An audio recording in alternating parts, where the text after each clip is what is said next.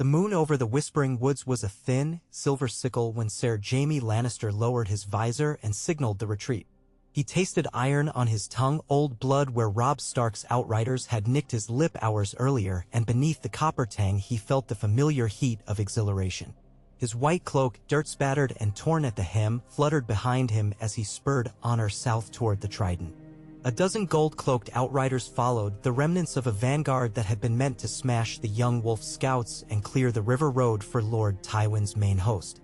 Instead, the Northmen had outflanked him, melting among the birches and aspens, loosing arrows in silence until every man about Jaime seemed to clutch a red-fletched shaft. Yet the Starks had hesitated, as green boys often did after drawing first blood, and that single, stuttering breath of doubt had been all the Kingslayer required. A charge, a roar, a hedge of gleaming steel. And the wolves had fallen back long enough for Jaime to gather the survivors and race away beneath the moonlight. Dawn found them a league north of the tumbling Red Fork.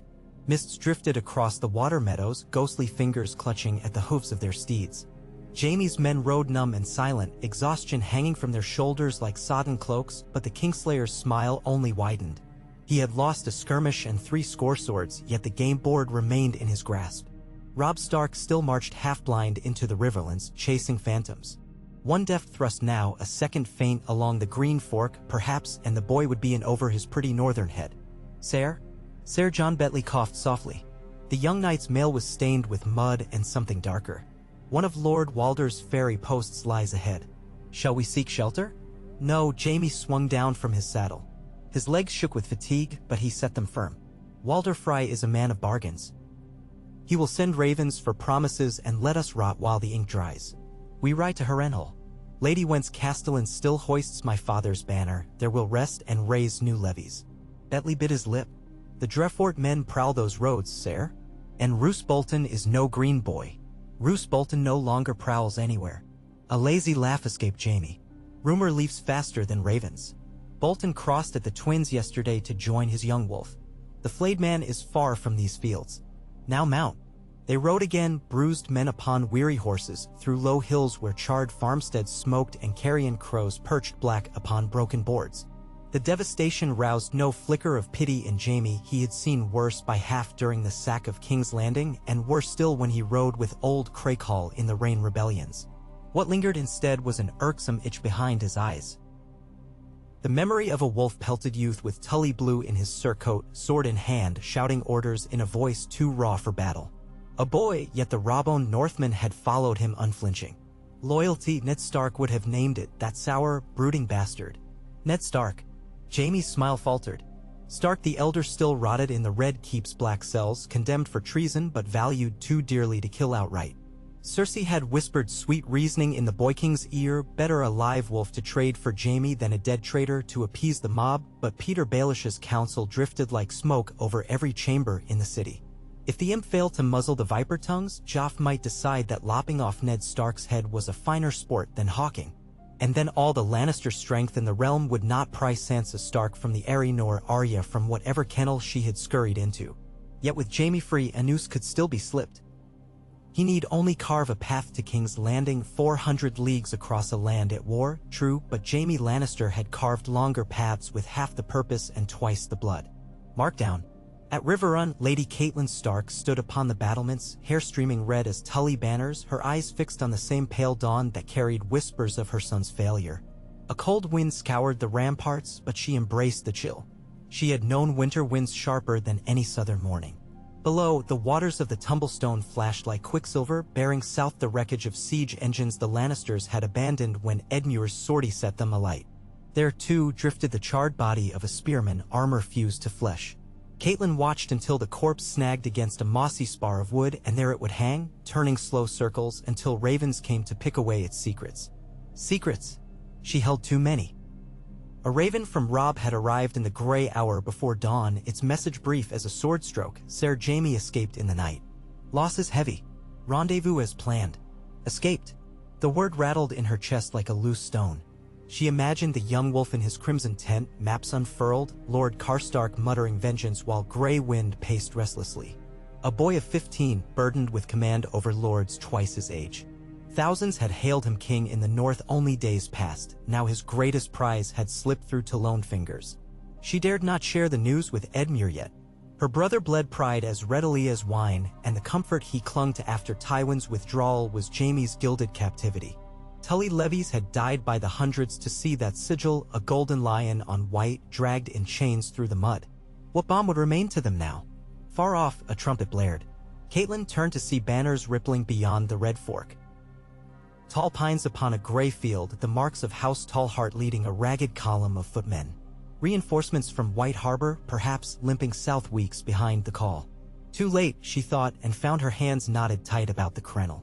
Footsteps approached, boots soft with felted soles, measured yet unhurried. Only Maester Vyman walked so on stone. I received an answer from the Eyrie, my lady, he said, voice gentle. The Lady Lisa will keep your daughters safe and well provided. She sends prayers for Lord Eddard's deliverance. Prayers, Catelyn echoed. The wind snatched the word away. Did she send wings as well? Did she send swords? Vyman bowed his head. She sent her love. Catelyn closed her eyes. Love, a sweetmeat offered to a starving man. She could rage at her sister another day. For now she must be strong for Robb, for Edmure, for 2 girls in a skybound castle and a boy in a black cell. The Riverlands bled, she had no tears to spare. Mark down. Tyrion Lannister rapped the council table with a silver quill, sending motes of dust swirling through a shaft of sunlight. Let us be clear, he said, glancing from Peter Baelish to Grand Maester Pycelle to Varys the Spider. My brother lives, rides free, and remains heir to Casterly Rock. When this tidings reach his father's army, the River Lords will piss themselves crimson. Lord Baelish smiled thin as catgut. A colorful prediction, my Lord Hand. Yet rumors from the Green Fork speak of Lord Tywin's withdrawal toward Harrenhal. Some would say the piss is already running. Tyrion's mismatched eyes, green and black, narrowed. Father retreated to draw the wolf into a steel trap.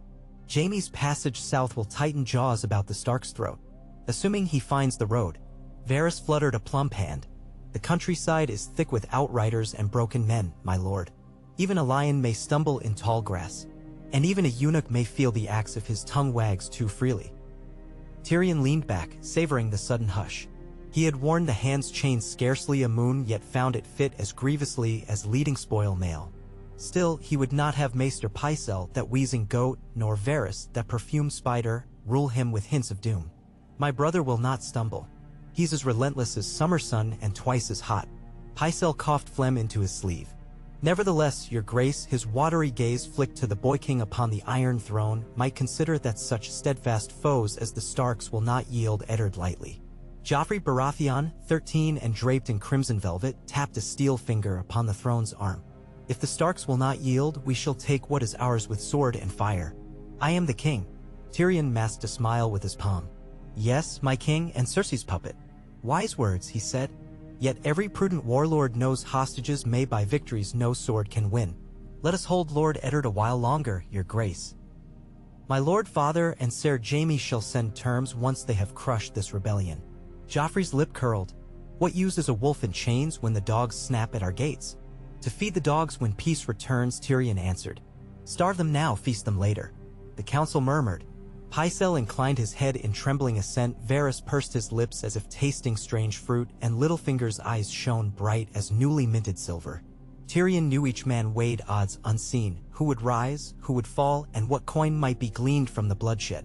In that, at least, they were honest. When the session adjourned, Tyrion lingered beneath the painted vault, tracing rivers on the gilded map of the 7 kingdoms. He ran a stubby finger from Riverrun to Harrenhal, then due south along the King's Road. If Jaime kept to that route, he might reach the city within a fortnight. But his brother was a warrior, not a courier. He might double back to harry Robb Stark's foragers or bend east to seize the precarious twins. Jaime would chase glory as a hawk chased pigeons. Glory was well and good. But if Jaime fell again into Stark hands, Joffrey's itchy blade might bite.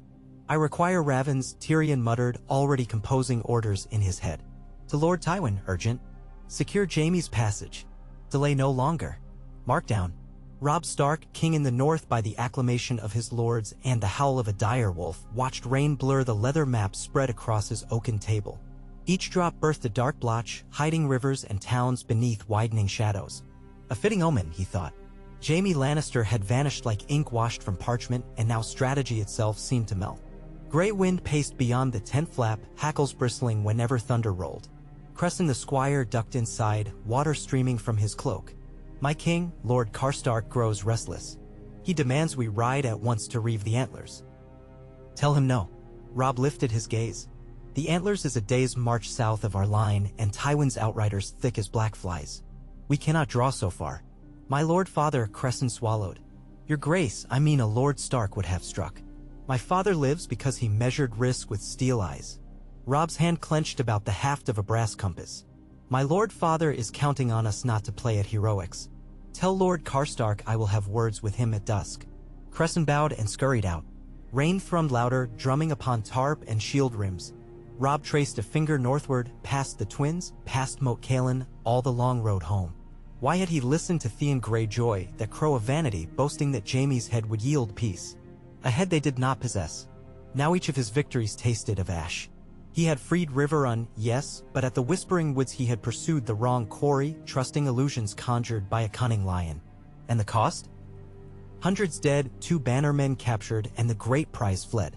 Yet dusk brought counsel of a different sort. Meej Mormont, broad-shouldered as any Sellsword, stomped into his tent clutching an oiled bundle. Your grace, she said, voice rough, Ser Brynden returned from scouting beyond Saltans. He found this.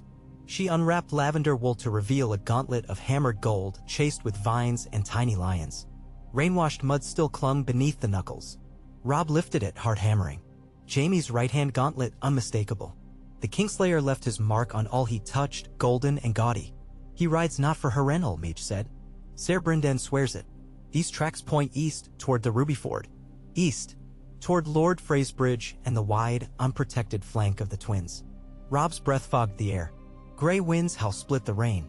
The dire wolf heard something in the storm that no man could.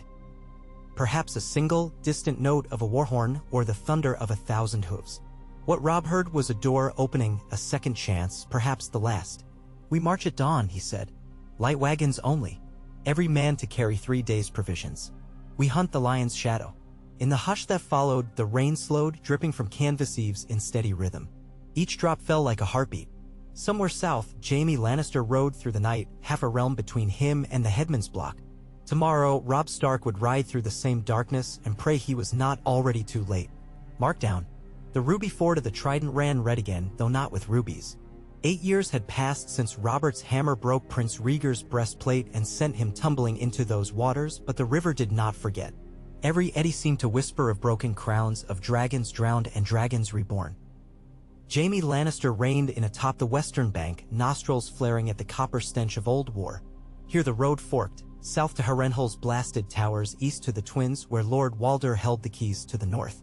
Jaime knew Walder Frey only by repute, a weathervane in human form, turning to whichever wind promised profit. If rumor held true, the Freys had yielded passage to Robb Stark 2 weeks prior. But coin could buy a second crossing. A lion's roar and gold enough to shake the stones from Lord Walder's gatehouse might lure the old miser from his counting room. He beckoned Ser Jon Bentley. Right ahead. Tell the Lord of the Crossing that Ser Jaime Lannister begs his hospitality. Beg, Ser? Bentley's brow rose. A courtesy, Jaime said. Nothing more. The old man collects courtesies the way other men collect debts. Bentley spurred away with 3 riders, banners furled. Jaime watched them until evening light swallowed the bend. Then he dismounted and knelt beside the river, letting cold water sluice the grime from his gauntlets. Ripples lapped against his wrist, and for a heartbeat he remembered another river, another shore, the Blackwater, whose green fires still haunted his dreams. He had been younger then, reckless beyond sense. Now, with 33 years behind him, he was still reckless but honed sharp as Valyrian steel. Recklessness won battles, caution won wars. Torchlight glittered on mail when Bentley returned near midnight. My lord, the Freys will open their eastern gate at dawn. Yet Lord Walder requires hostages. 2 knights and 20 men-at-arms to remain until you reach the far bank. Jaime chuckled. A cat cannot change its spots nor a fry his warts. Very well. Choose volunteers. Few volunteered. Jaime chose anyway, selecting men whose loss he could stomach, second sons, gamblers deep in Lannister debt, a hedge knight named Ser Harry's Hill whose loyalty wavered like a willow in wind. Dawn grayed the sky as they approached the Twins. Towering keeps rose on opposite banks, linked by a covered bridge of timber and iron. Frey spearmen lined its length, pikes gleaming like a mouth of fangs. Beneath, the green fork roared swollen with autumn melt. A horn sounded, gates groaned, and Jaime led his column into the bridge's shadow. Hooves rang on planks. The air smelled of damp wood and urine. High above, arrow slits watched every step. Jaime kept honor steady, head high, though he felt the bridge itself watching, a great serpent swallowing men whole. Midway across, a second horn blared, shrill as betrayal. Fryguards swung iron-studded doors shut behind the rear rank. Ahead, portcullis teeth slammed down. Steel grated. The bridge was sealed. Jaime's sword whispered from its scabbard even as the first crossbow quarrel clattered off his gorget. Honor reared and chaos erupted. Treachery, Bentley cried. Men screamed, horses crashed against the timber walls, and torches spat sparks into straw. Bolts hissed from murder holes, fry men-at-arms wielding axes emerged from hidden doors. Jaime wheeled, slashing a crossbowman from the catwalk above. Blood sprayed and the man's scream mingled with the thunder of hoofs. Within breaths, the narrow bridge became a charnel pit. Yet Jaime felt no fear, only white-hot clarity. He had fought in alleys narrower than this. He had slain Aerys Targaryen with one measured thrust. These Freys, for all their numbers, were but rats scurrying in a granary. A tall, gaunt Frey in chainmail stepped forward, halberd leveled. "Lay down your arms, Kingslayer." Jaime's laugh rang like steel on stone.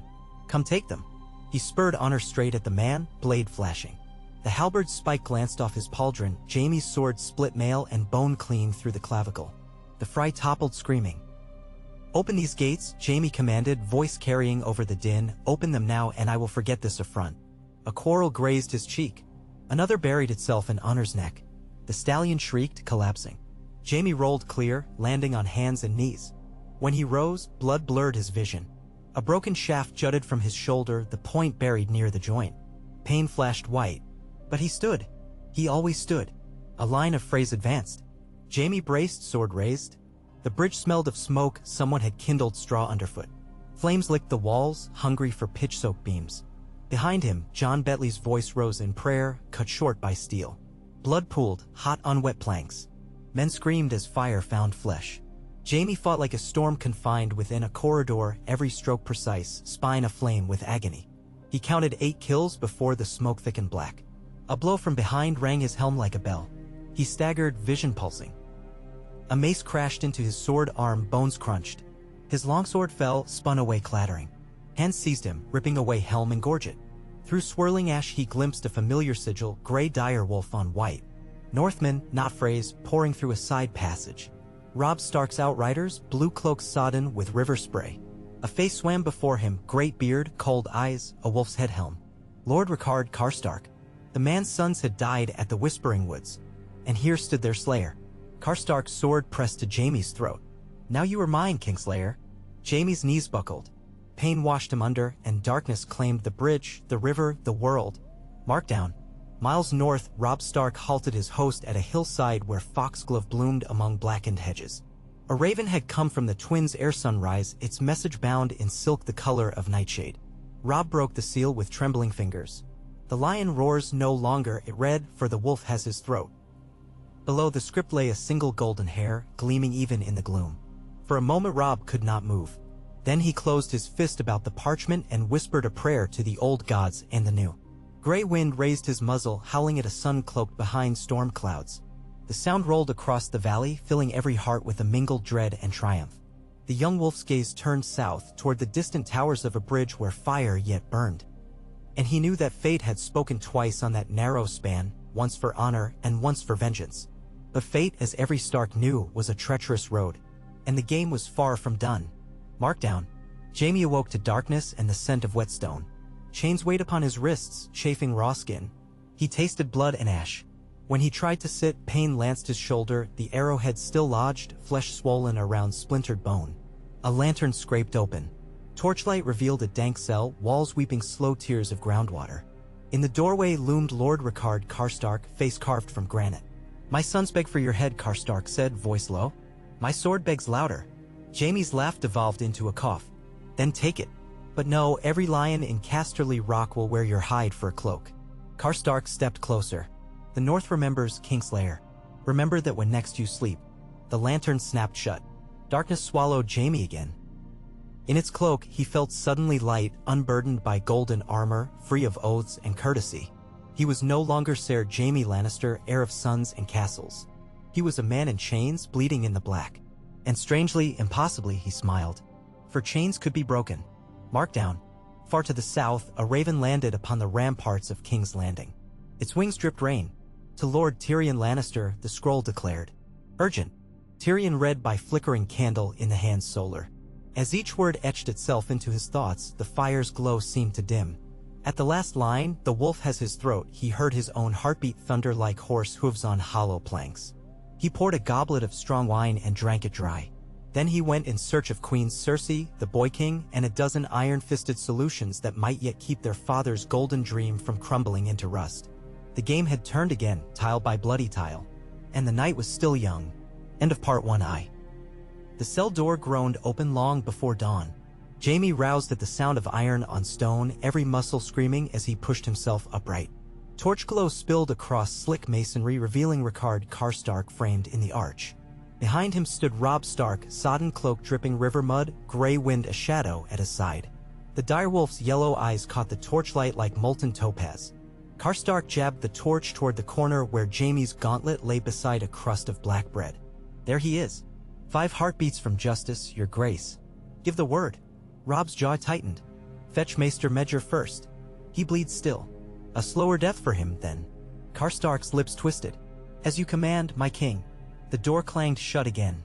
Jaime exhaled through clenched teeth, savoring the silence that followed. A boy king and a grieving lord torn between honor and rage. He had seen this play before, and the ending was always red. He flexed his left hand. Pads of his fingers were numb from iron manacles. Somewhere under the linen wrappings, his fractured shoulder throbbed like a war drum. Hours passed. He measured them by the drip of water from the ceiling. 37 drops to mark one prayer whispered by a jailer, one muffled sob from a man in the next cell, one low growl from the direwolf prowling the corridor. At length the door swung wide once more. Maester Medger, small and stooped, entered with brass scissors and a pot of dark salve. 2 guards pinned Jaime to the wall while the arrowhead was teased from festering flesh. He bit back a scream. He would give these wolves no howls for trophies. When it was done, Medger stitched the wound in silence, eyes downcast, like a man sewing his own shroud. As the maester packed his kit, Robb Stark returned. He dismissed the guards with a curt nod and stood alone before Jaime, torch in hand. Its amber wash rendered him older than 15 summers. Shadow-sculpted cheekbones, deep hollows beneath blue-gray eyes. You murdered Lord Karstark's sons, he said at last. On a battlefield, Jaime answered. They bore arms against me. Win a war, count your dead later. A lord counts nothing but grief when his children lie beneath sod. Robb's voice was brittle glass. He asks your head to fill the grave. And you. I ask peace for my father and sisters. He paced once, cloak brushing the floor. Your life is coin, Kingslayer. Coin I may yet need. A laugh tore from Jaime, ragged, hot with blood loss. Then you learn quicker than your father. Eddard Stark gave honor for coin and found the purse empty. Robb flinched as if struck. Anger flashed, banked swift behind his eyes. You know nothing of my father. I know he chose the right over the expedient and lost his head for the choosing. The realm eats honest men, boy, and wolves who bear their throats end flayed. Jaime shifted, chains rattling. Release me and I will ride to King's Landing myself. My father will trade half Casterly Rock for Stark lives. Half? Robb's mouth quirked. A generous oath. Oaths are wind. Gold is stone. He leaned forward until iron bit his wrists. Swap me for your father, the girls, and end to raids north of the Trident. The south will feed your war. It is not my war. Rain hammered the tower roof above, its roar filled the pause. It is ours now, and it will not end in barter. Not while your whelp of a king sits the Iron Throne. Joffrey, Jaime hesitated, tasting the wine-sharp lie he might uncork about Cersei's bastard. No. Too soon. The throne is stone as well. Stone can crack. Robb regarded him long. You slew the Mad King to save a city. Could you slay another? Jaime felt his smile freeze. The boy saw too much. Would you have me? Robb's fingers tightened on the torch shaft. I would have my sisters safe, my father free, my men under northern skies. I would have an end. He turned away. But an end must be earned. For now you will live and answer for every drop of blood spilled between here and King's Landing. When the door shut, Jaime found the torch left behind, guttering on the flagstone. Its flame danced, gold on gold, and he wondered whether a sword born of the same metal could carve open fetters fashioned from oaths. In Riverrun's great hall, Catelyn climbed marble steps 2 at a time, skirt clutched in a white-knuckled fist. Lord Edmure strode beside her, face flushed redder than his deer-fly-bitten cheek. Above them, banners sagged in humid stillness, Tully Trout, Mallister Eagle, the sable tree of Blackwood. Summer storms brewed outside, their thunder little softer than the uproar echoing inside these walls. Robb's raven had arrived at dawn. Jaime in chains again, by Karstark hands, it read. Marching for Seaguard to block Lannister retreat. Frey's complicit in ambush. Hold fast.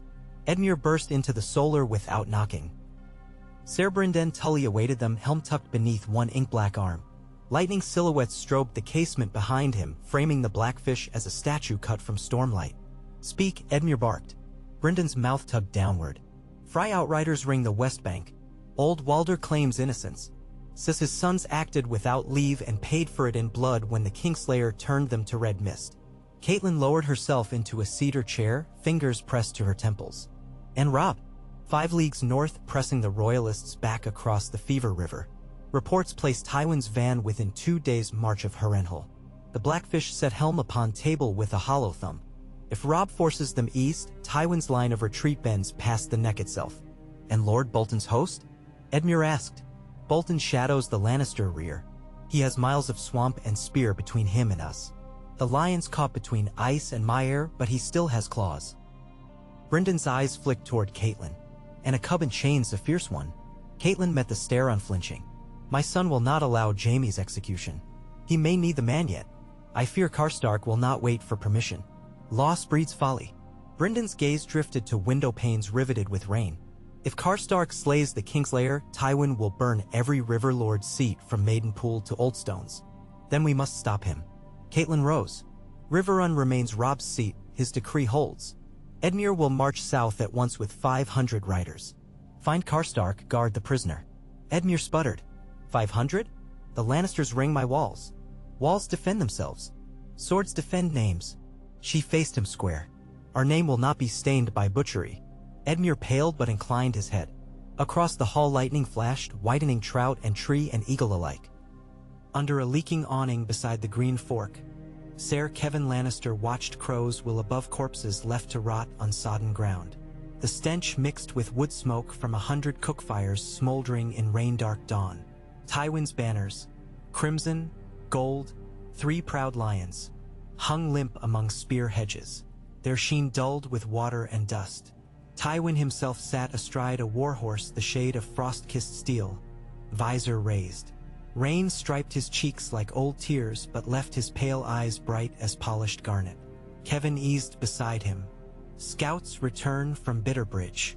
No stark banners beyond the marsh. Bolton's flayed men? Tywin asked. 2 companies sighted near Duskendale. They harry our foragers. Take no prisoners. Tywin's mouth was a razor-straight line.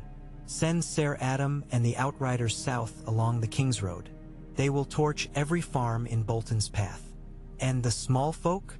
Let the Northmen feed them. His voice was ice cracking over a winter pond.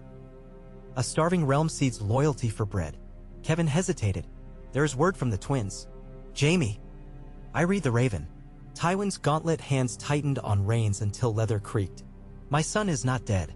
Even alive he endangers us. The boy king will trade him rather than risk his head upon a pike. Joffrey is a child terrorized by shadows. Tywin's stare could carve stone. Tyrion will guide him. Kevan shifted. Your brother has weight but no chain. Cersei strangles counsel and Joffrey hoards caprice. Then we cut the knot. Tywin nudged his stallion forward, rain pattering on pauldrons gilded like autumn leaves. Ravens fly tonight to every house whose sons wear lion mantles. We gather at Harrenhal, a sword of 5 and 30,000. We carve a gutter to the neck and drown every wolf in blood. Your Grace, Kevan murmured and spurred to relay the orders. In the Tower of the Hand, Tyrion Lannister stared at a map slick with spilled arbor red. His palms left red smears as he pressed flat the parchment. He had risen from bed at sunset to find Maester Frenken delivering twin missives, one from Harrenhal barked in Tywin's unyielding tongue, the other from Riverrun penned in Catelyn Stark's steady hand. Together they formed a noose. Bronn lounged against the hearth, boots propped on a marble griffin's back. If your sister lets the boy king swing the axe, the North will crown a dozen kings of winter. Cersei will not. Tyrion held Tywin's wax seal to the candle flame, watched it melt into a puddle the color of old heart's blood. She may be blind, but she sees the edge of her own bed. And Joff, a lion cub gnawing a sword hilt. Tyrion snorted. He will keep gnawing until his gums bleed, then blame the hilt. But I have wedges enough to pry it free. Bronn kicked a log until sparks whirled. Light a bigger fire, then. Burn half the dung heap away. Tyrion's gaze fell upon a small silver sphere atop the map. One of Varys's trinkets, hollow, stuffed with parchment. He cracked it open. Inside lay a single line in a spidery hand: "The fool court storms when he courts crows." Cryptic swine, Tyrion muttered. But crows flock to carrion. That I know. He rolled the parchment tight again, shoved it into a purse. I must speak with Lord Baelish. And Pycelle. His lips twisted at that name. Gather chains, Bronn. I'll dress the maester in them if need be. Lightning revealed weirwood faces and swaying limbs as Catelyn's barge dipped through flooded shallows along the tumblestone. Moonlight stirred faint reflections on water pocked by rain. She stood a prow, cloak hood drawn, each gust driving needles of cold through wool.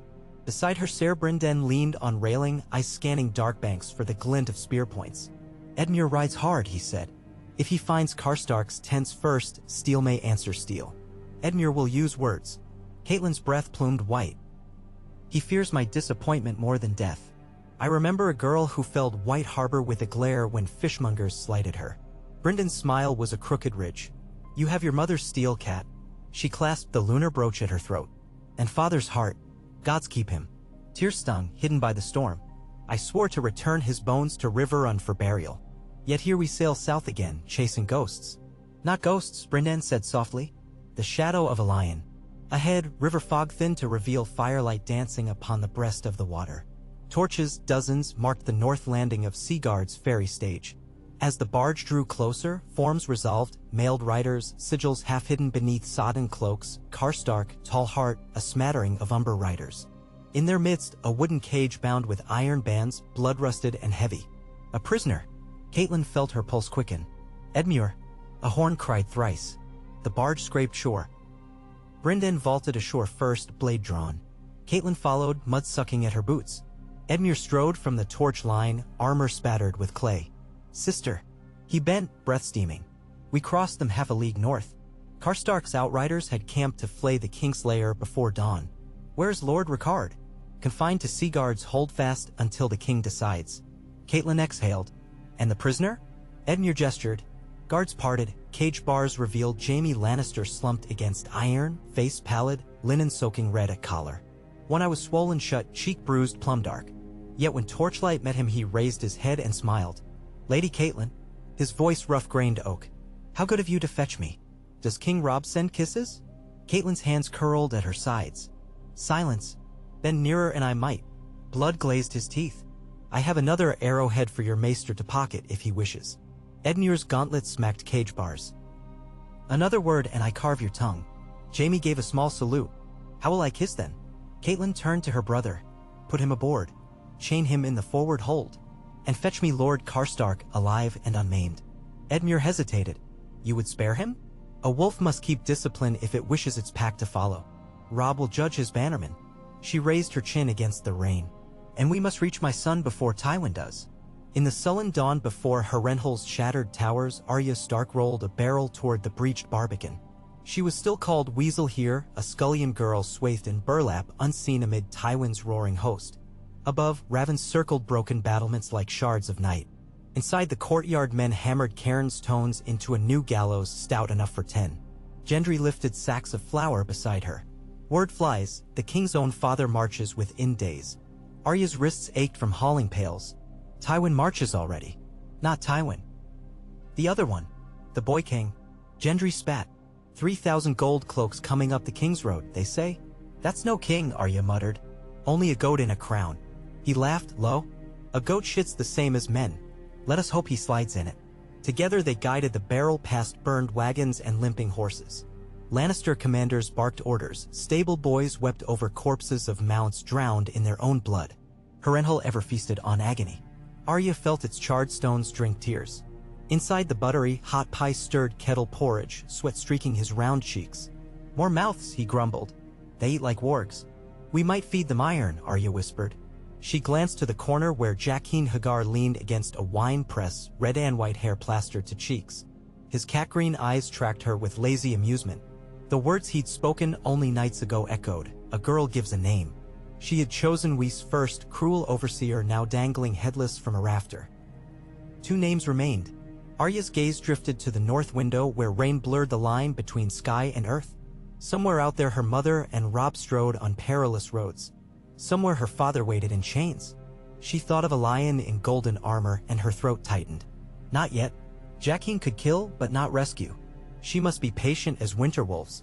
In King's Landing, Cersei Lannister traced a silver comb through Myrcella's hair while drums rolled outside the maiden vault.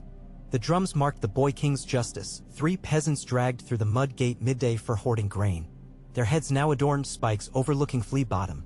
Flies buzzed glass-eyed in the humid afternoon, the smell seeped even through shuttered casements. Myrcella gripped her mother's wrist. "It hurts, mother." "Oh, sweetling." Cersei softened her strokes. "Beauty requires small pains."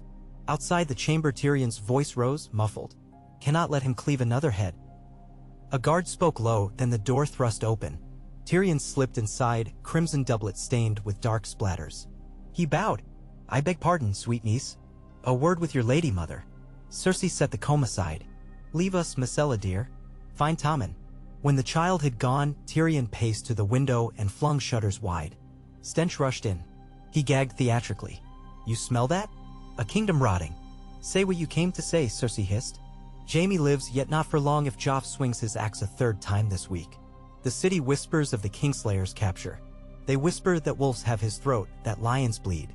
If the king brands treachery on Lord Eddard's neck, those whispers grow teeth. Cersei's emerald eyes flashed.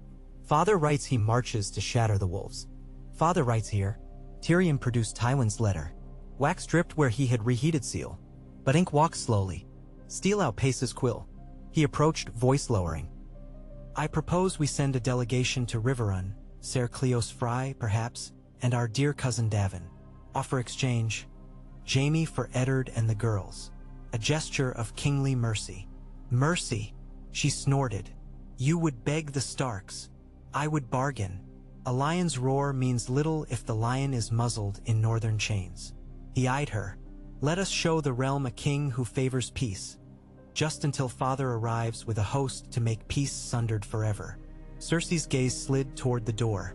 "Joffrey will do as his council commands." Tyrion met her stare. "Or the council finds a king who will." The threat hung between them. Finally she nodded, slow. "Very well. Prepare your envoys." Tyrion smiled, all teeth. "I shall write sweet words upon sweet vellum." He bowed, turned, then paused. "Ah, and fetch Lord Janos.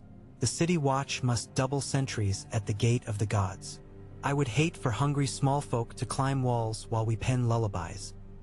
From the deck of Catelyn's barge, Seaguard's tower bell tolled thrice.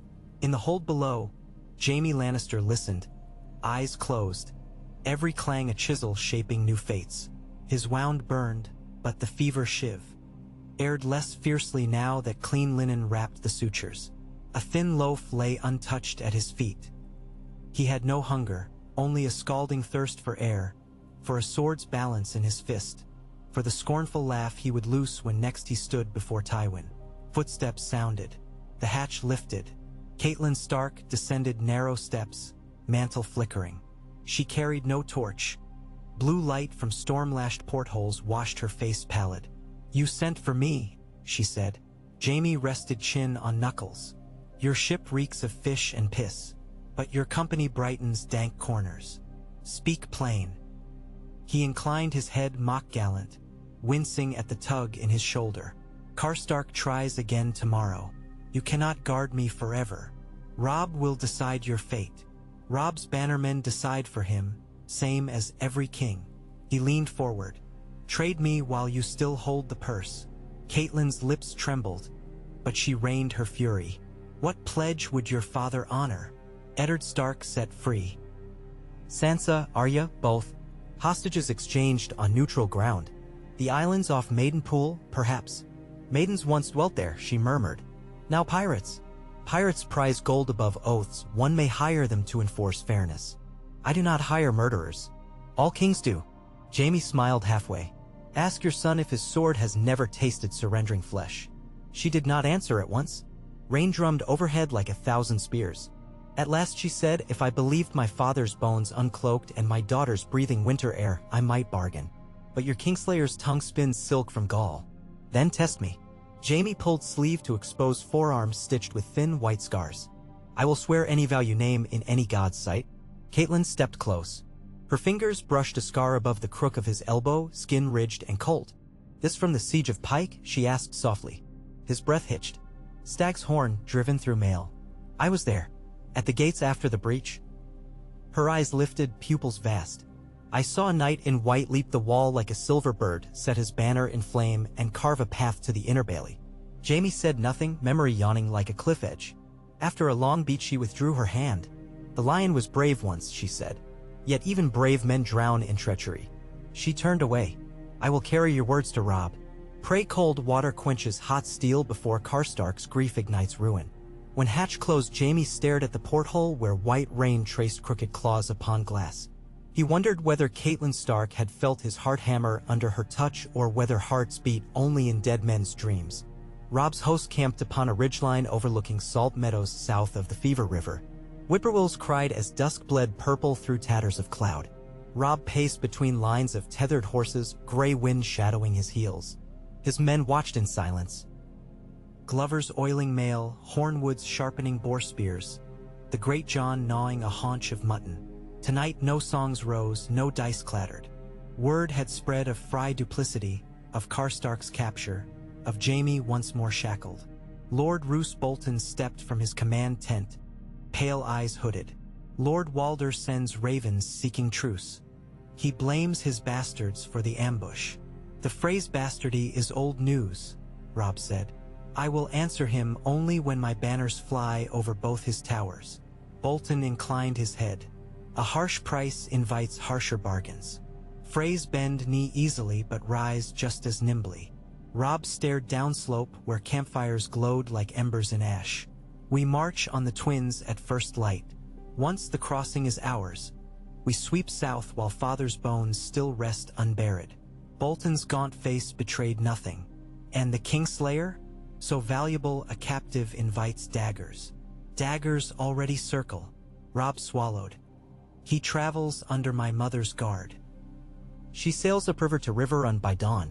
A raven flies every league, any threat to the prisoner I hear within hours. Steel travels swifter than wings." Bolton's lips thinned. "If Tywin discovers his son's peril, he may strike before our siege engines reach the moat. Then we strike first." Robb's hand settled on Grey Wind's ruff. "Fetch Ser Brynden. At midnight we ride." Bolton bowed and slipped away. Robb stroked the direwolf's coarse fur, warm beneath his fingers. "Soon, boy," he whispered. "Soon we finish what we began beneath those whispered woods." Grey Wind answered with a low, rumbling growl that rolled into the night like thunder chasing storm. The Boy King's procession rode north 2 weeks later, 3,000 gold cloaks, 100 knights from Crownland's houses, and Joffrey Baratheon astride a gilt-saddled palfrey, lion's head helm casting his face in shadow. Behind him lumbered a carriage draped in crimson silk, the Queen Regent within, guarded by the Hound. Tyrion rode at her flank, cloak black as spilled ink, Bronn beside him in battered iron. Overhead, summer relapsed into autumn, clouds scud like torn banners across pale skies. Midday brought them to the burned village of Sfield. Charred frames clawed at the air, fields churned to black mud beneath warhorse hooves. Smallfolk corpses littered ditches, some speared, others curled as if in sleep. Joffrey dismounted, kicking a clay jug aside. "Stark savages." He gestured to a corpse gaunt with starvation. "See how he starved his own." Tyrion nudged the jug, Tyroshi Arborbloom brandy, unbroken. "Lannister foragers rode this road last, your grace. Wolves did not scorch these fields." Joffrey's hand gripped sword pommel. "Do you doubt me, uncle?" "I doubt the evidence of ashes, not you." Tyrion crouched, finger tracing a sigil carved into blackened doorframe, a lion devouring a trout. He rose. "Our men stampede faster than ravens. We must feed them, or they will feed upon the realm." Joffrey's eyes narrowed behind bars of golden mask. "Feed them stark flesh. Onward." Cersei's carriage wheels cracked bones as they rolled out. Tyrion remained among the ruins a moment longer, Bronn at his back. "2 kingdoms at war, 1 realm burning," Bronn said.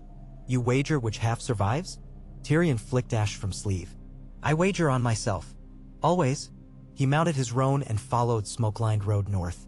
Above him crows circled, their cause lost in the wind. Arya awoke in darkness pierced only by embers under a soot-clogged chimney. Hoofbeats drummed yard stones outside, the clangor of harness echoing. She slid from straw pallet, bare feet silent on cold flagstone. Hot pie snored loud as a bellows, Gendry muttered in some blacksmith's dream. She crept to the shutter gap. Horsemen cantered into lull of night, lanterns swaying, Lannister outriders, but not Tywins. She counted 40, 50. Their leader rode beneath a banner quartered red and gold with twin towers, Fry. Arya's heart leapt. Had Mother struck a bargain? Her thoughts tumbled, then chilled. Fry men in Lannister livery bore no gifts. A hand closed over her shoulder. She spun, knife-bared. Jaqen's cat-green gaze caught the blade's glint. Bold girls stalk storms, he whispered.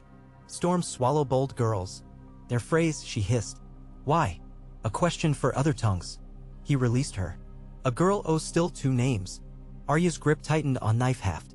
I know one, Lord Tywin. A flicker crossed Jaqen's face, denial, approval, hard to say.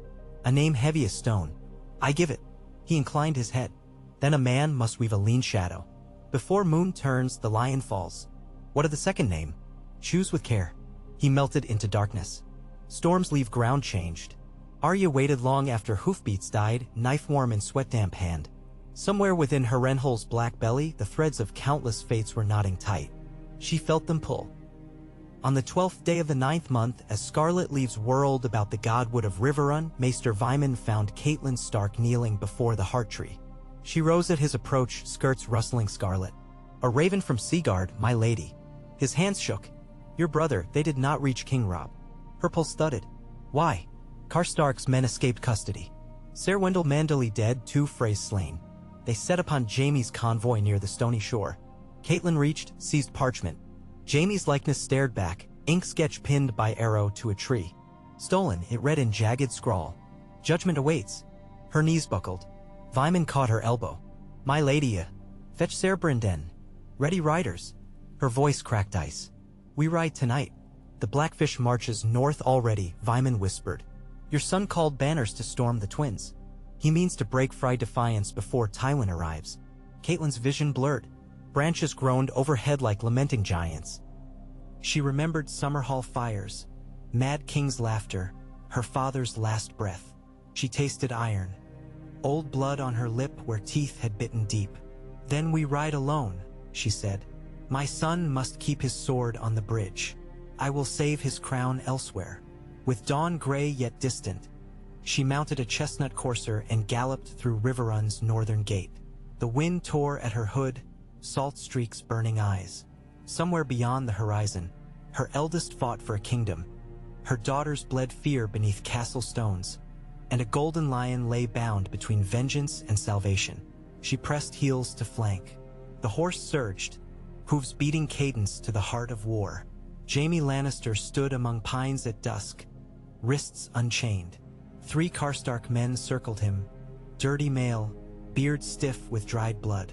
One tossed a sword at his feet, rust-flecked. Jaime eyed them, flexed fingers. His shoulder screamed from healing wound, the arm half numb. He fights? Asked the largest, missing 2 front teeth. He dies on blade, growled another. Lord Ricard's justice. Jaime crouched, lifted the sword. Weight pulled at injured sinews. He rolled wrist, felt balance. Not ideal, grip too thick, edge nicked, but a sword. Karstark men raised axes. Pray your 7 gods, Kingslayer.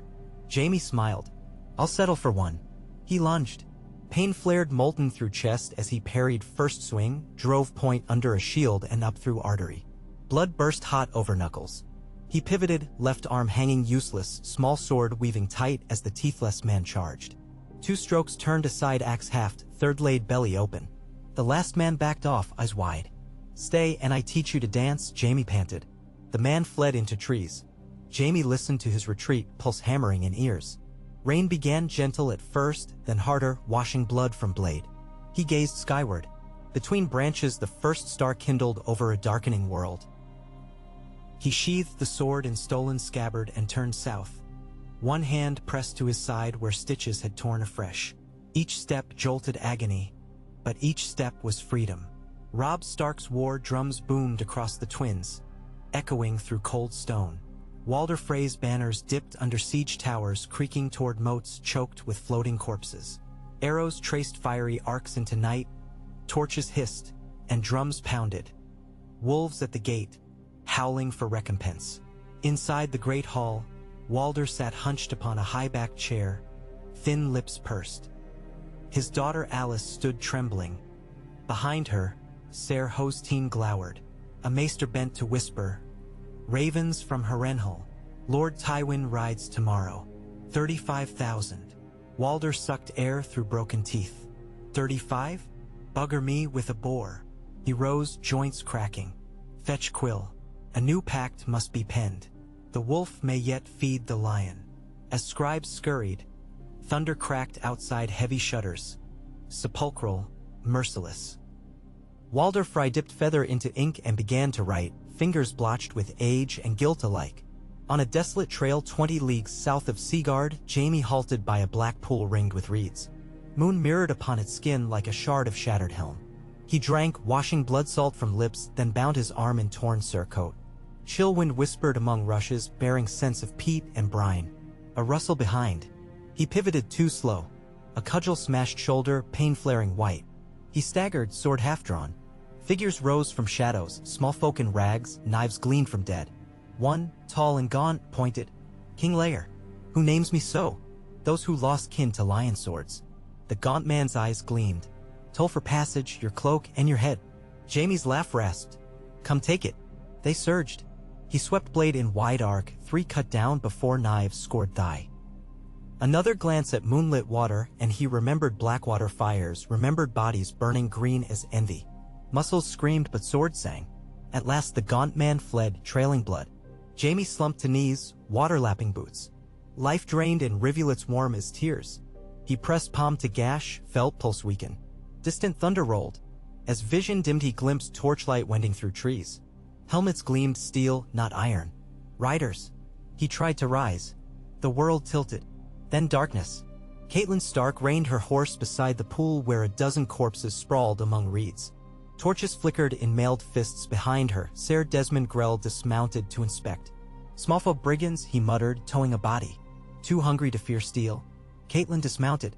Moonlight revealed more, golden hair spattered dark, a torn cloak bunched beneath the collapsed form. Her breath caught. Jaime, she whispered. Guards raised swords. Catelyn knelt, brushed damp strands from his brow. Fever blazed under clammy skin. His pulse fluttered weak. Maester, she called. Grell fetched poultices. As they bound wounds, Catelyn watched the rise and fall of his chest, measured each shallow breath. She had hunted vengeance and found responsibility. If this man died here, her daughters might follow. She placed a hand upon his, felt tremors. Live, she murmured. For their sake live. The night wind carried her vow southward, over war-scarred rivers and burning towns, toward a throne forged of swords and lies. There, destiny awaited all of them, lion, wolf, and realm alike, sharpening its edge beneath a blood-red dawn. Catelyn's company rode through the rest of the night with no banners flying and lanterns hooded, a silent arrow threading bog and thicket, every hoofbeat muffled in rain-soft earth. Desmond Grell scouted ahead with 2 swift riders.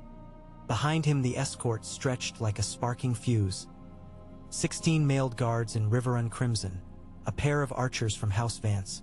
Maester Joseph hunched on a mule with his satchels of tinctures, and at the heart of them a crude wicker travois dragged by a placid gelding.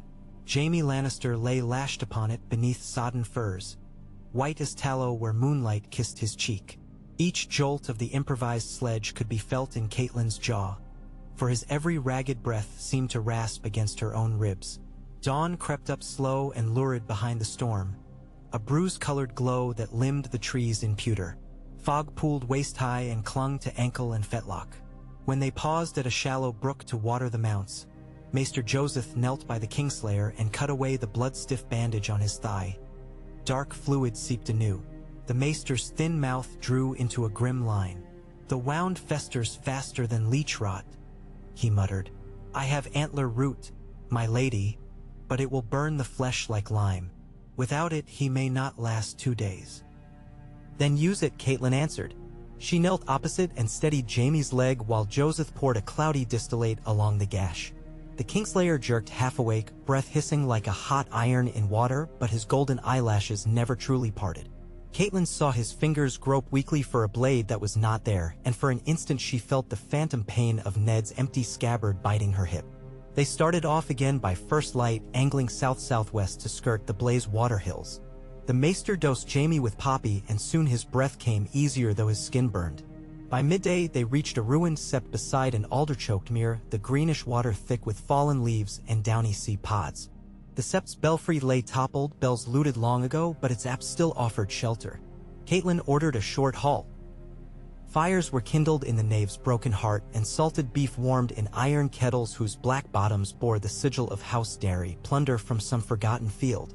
Inside, Catelyn sat upon a stone bench where once acolytes had chanted the seven-pointed star, but no song rose now, only the harsh cough of Desmond Grell and the crackle of wettish pine. She stared at the Kingslayer lying near the embers, face flushed, lips parted in fever dreams. Jaime Lannister, she thought, once the sunniest knight attorney, bright as gilded straw, now gaunt, dirt-streaked, hair matted, the gold dimmed to tarnish. Yet for all the degradation there remained in him some charcoal spark that refused to gutter. He was more dangerous ill and bound than many men were in prime. Footsteps scraped behind. Edmure's steward, Hallis Malin, approached, helm under arm. "Riders shadow us, my lady," he said. 4 or 5 shapes, far enough to vanish when we turn. Karstark men. Their cloaks looked gray, wolves sewn with flayed men. His mouth tightened. "They want the lion. Tell the archers to keep shafts knocked. But do not loose unless I order it." She clasped her hands. Blood answered with blood spawns only carrion crows. Malin inclined his head and withdrew. Catelyn's gaze drifted to the cracked marble likenesses of the mother and the warrior along the transept wall. Moonlight poured through broken clerestory panels, painting the statues with skeins of silver. She found herself murmuring an old hearth prayer, "Keep him alive long enough to save my children, then judge him as you deem just." She was not certain to whom she prayed, perhaps not to the Seven at all, but to the nameless river of fate that swept them all along. That evening the sky cleared and a chill descended that made armor ring with frost at dawn. Jaime remained unconscious. Joseph's salves crusted dark on his wounds, but the fever steadied. They pushed on over a disused logging track that twisted between granite tors. Twice they discovered smoldering farms, charcoal beams, a midden of arrows bearing black-fletched quills. Bolton's sigil, Desmond judged, yet the flayed man flew for both sides now, it seemed, and the dead told no secrets. A half-burned signboard still hung from one post, Brackenbrook, cheeses and fine honey. The cheese loft yawned empty, biscuits shattered. 7 dead goats lay in slurry behind the byre, throats open for spite. Near sunset they breasted a ridge and beheld the wide vale where the trident's blue fork met the white. Cottony mist rose from marshlands, stirring like breath from a slumbering giant.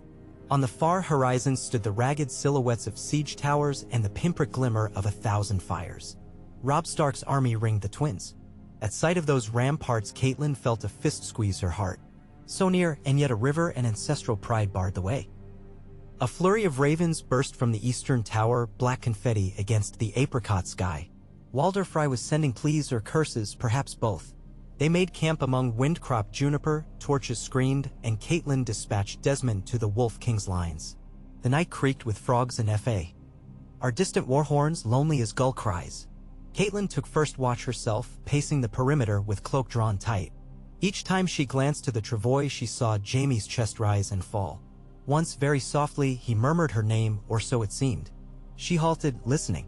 The next instant a shadow peeled from the brush, a stooped man in a patched wool cloak, one hand clutching a staff. Catelyn's sword whispered free.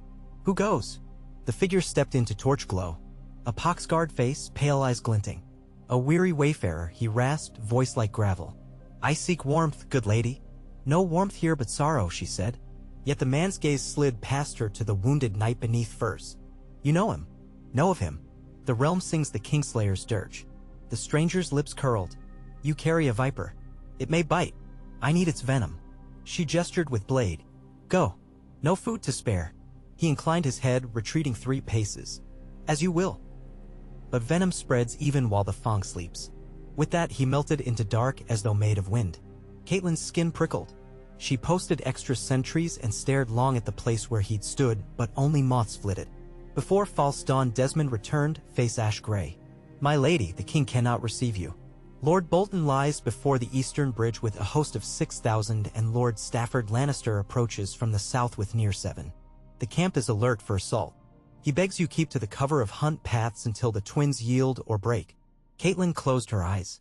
Then we remain foxes in the brush. But with each passing league Jaime's fever would climb again. She dared not hide forever. 3 days they crept through spinneys and viper holes, hearing the rumble of distant skirmish like summer thunder. Once they crossed paths with a foraging party of merry green boys from House Hornwood, Catelyn bluffed them away with talk of pox. Another dawn they came upon a field littered with slain horses and carts aflame. Freys slain by Bolton axes, to judge by the banners. Joseph stripped linen from cracked barrels of salt fish to fashion fresh dressings. Jaime stirred fitfully now, muttering half-coherent jests even in delirium. On the 4th evening, a scout returned with tidings that sent a murmur through the company. The Freys had opened their gates. Terms unknown, but Stark banners now flew atop the western tower. Catelyn ordered haste. They reached the main King's Road at dusk beneath a sky the color of polished lead.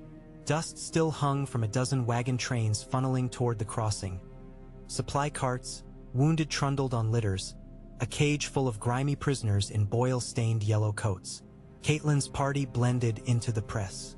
No horn marked their arrival, only the cold sweep of Lord Walder's eyes from a balcony as they rattled across weathered planks. Whatever bargain bound him now, the old man dared not impede this cargo. Beyond the gate Robb Stark himself waited astride a smoky gray courser. Helm pushed back so red autumn wind ruffled his brown hair. Gray wind prowled at the horse's offside. When he beheld the travois his face set. "Mother," he said, curt with relief and anger in equal measure. "You risked much, and gained more." She beckoned Joseph to pull back the furs. Jaime's eyelids fluttered at lamplight.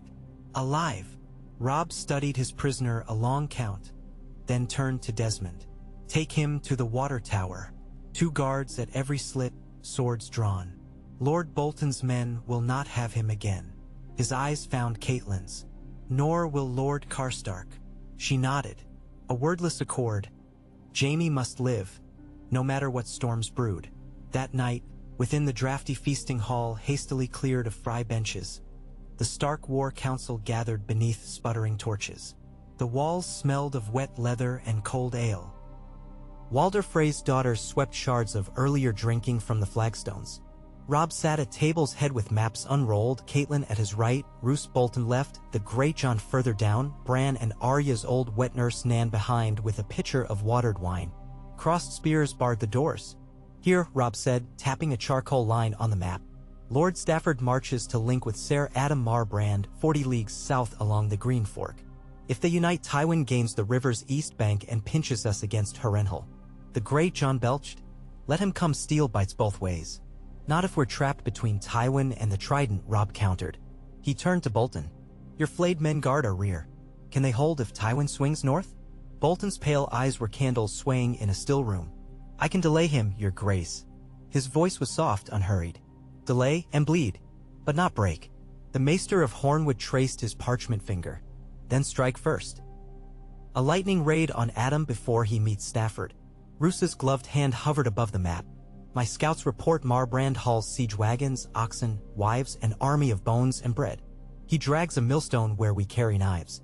Cull him in the field and his baggage train becomes our food."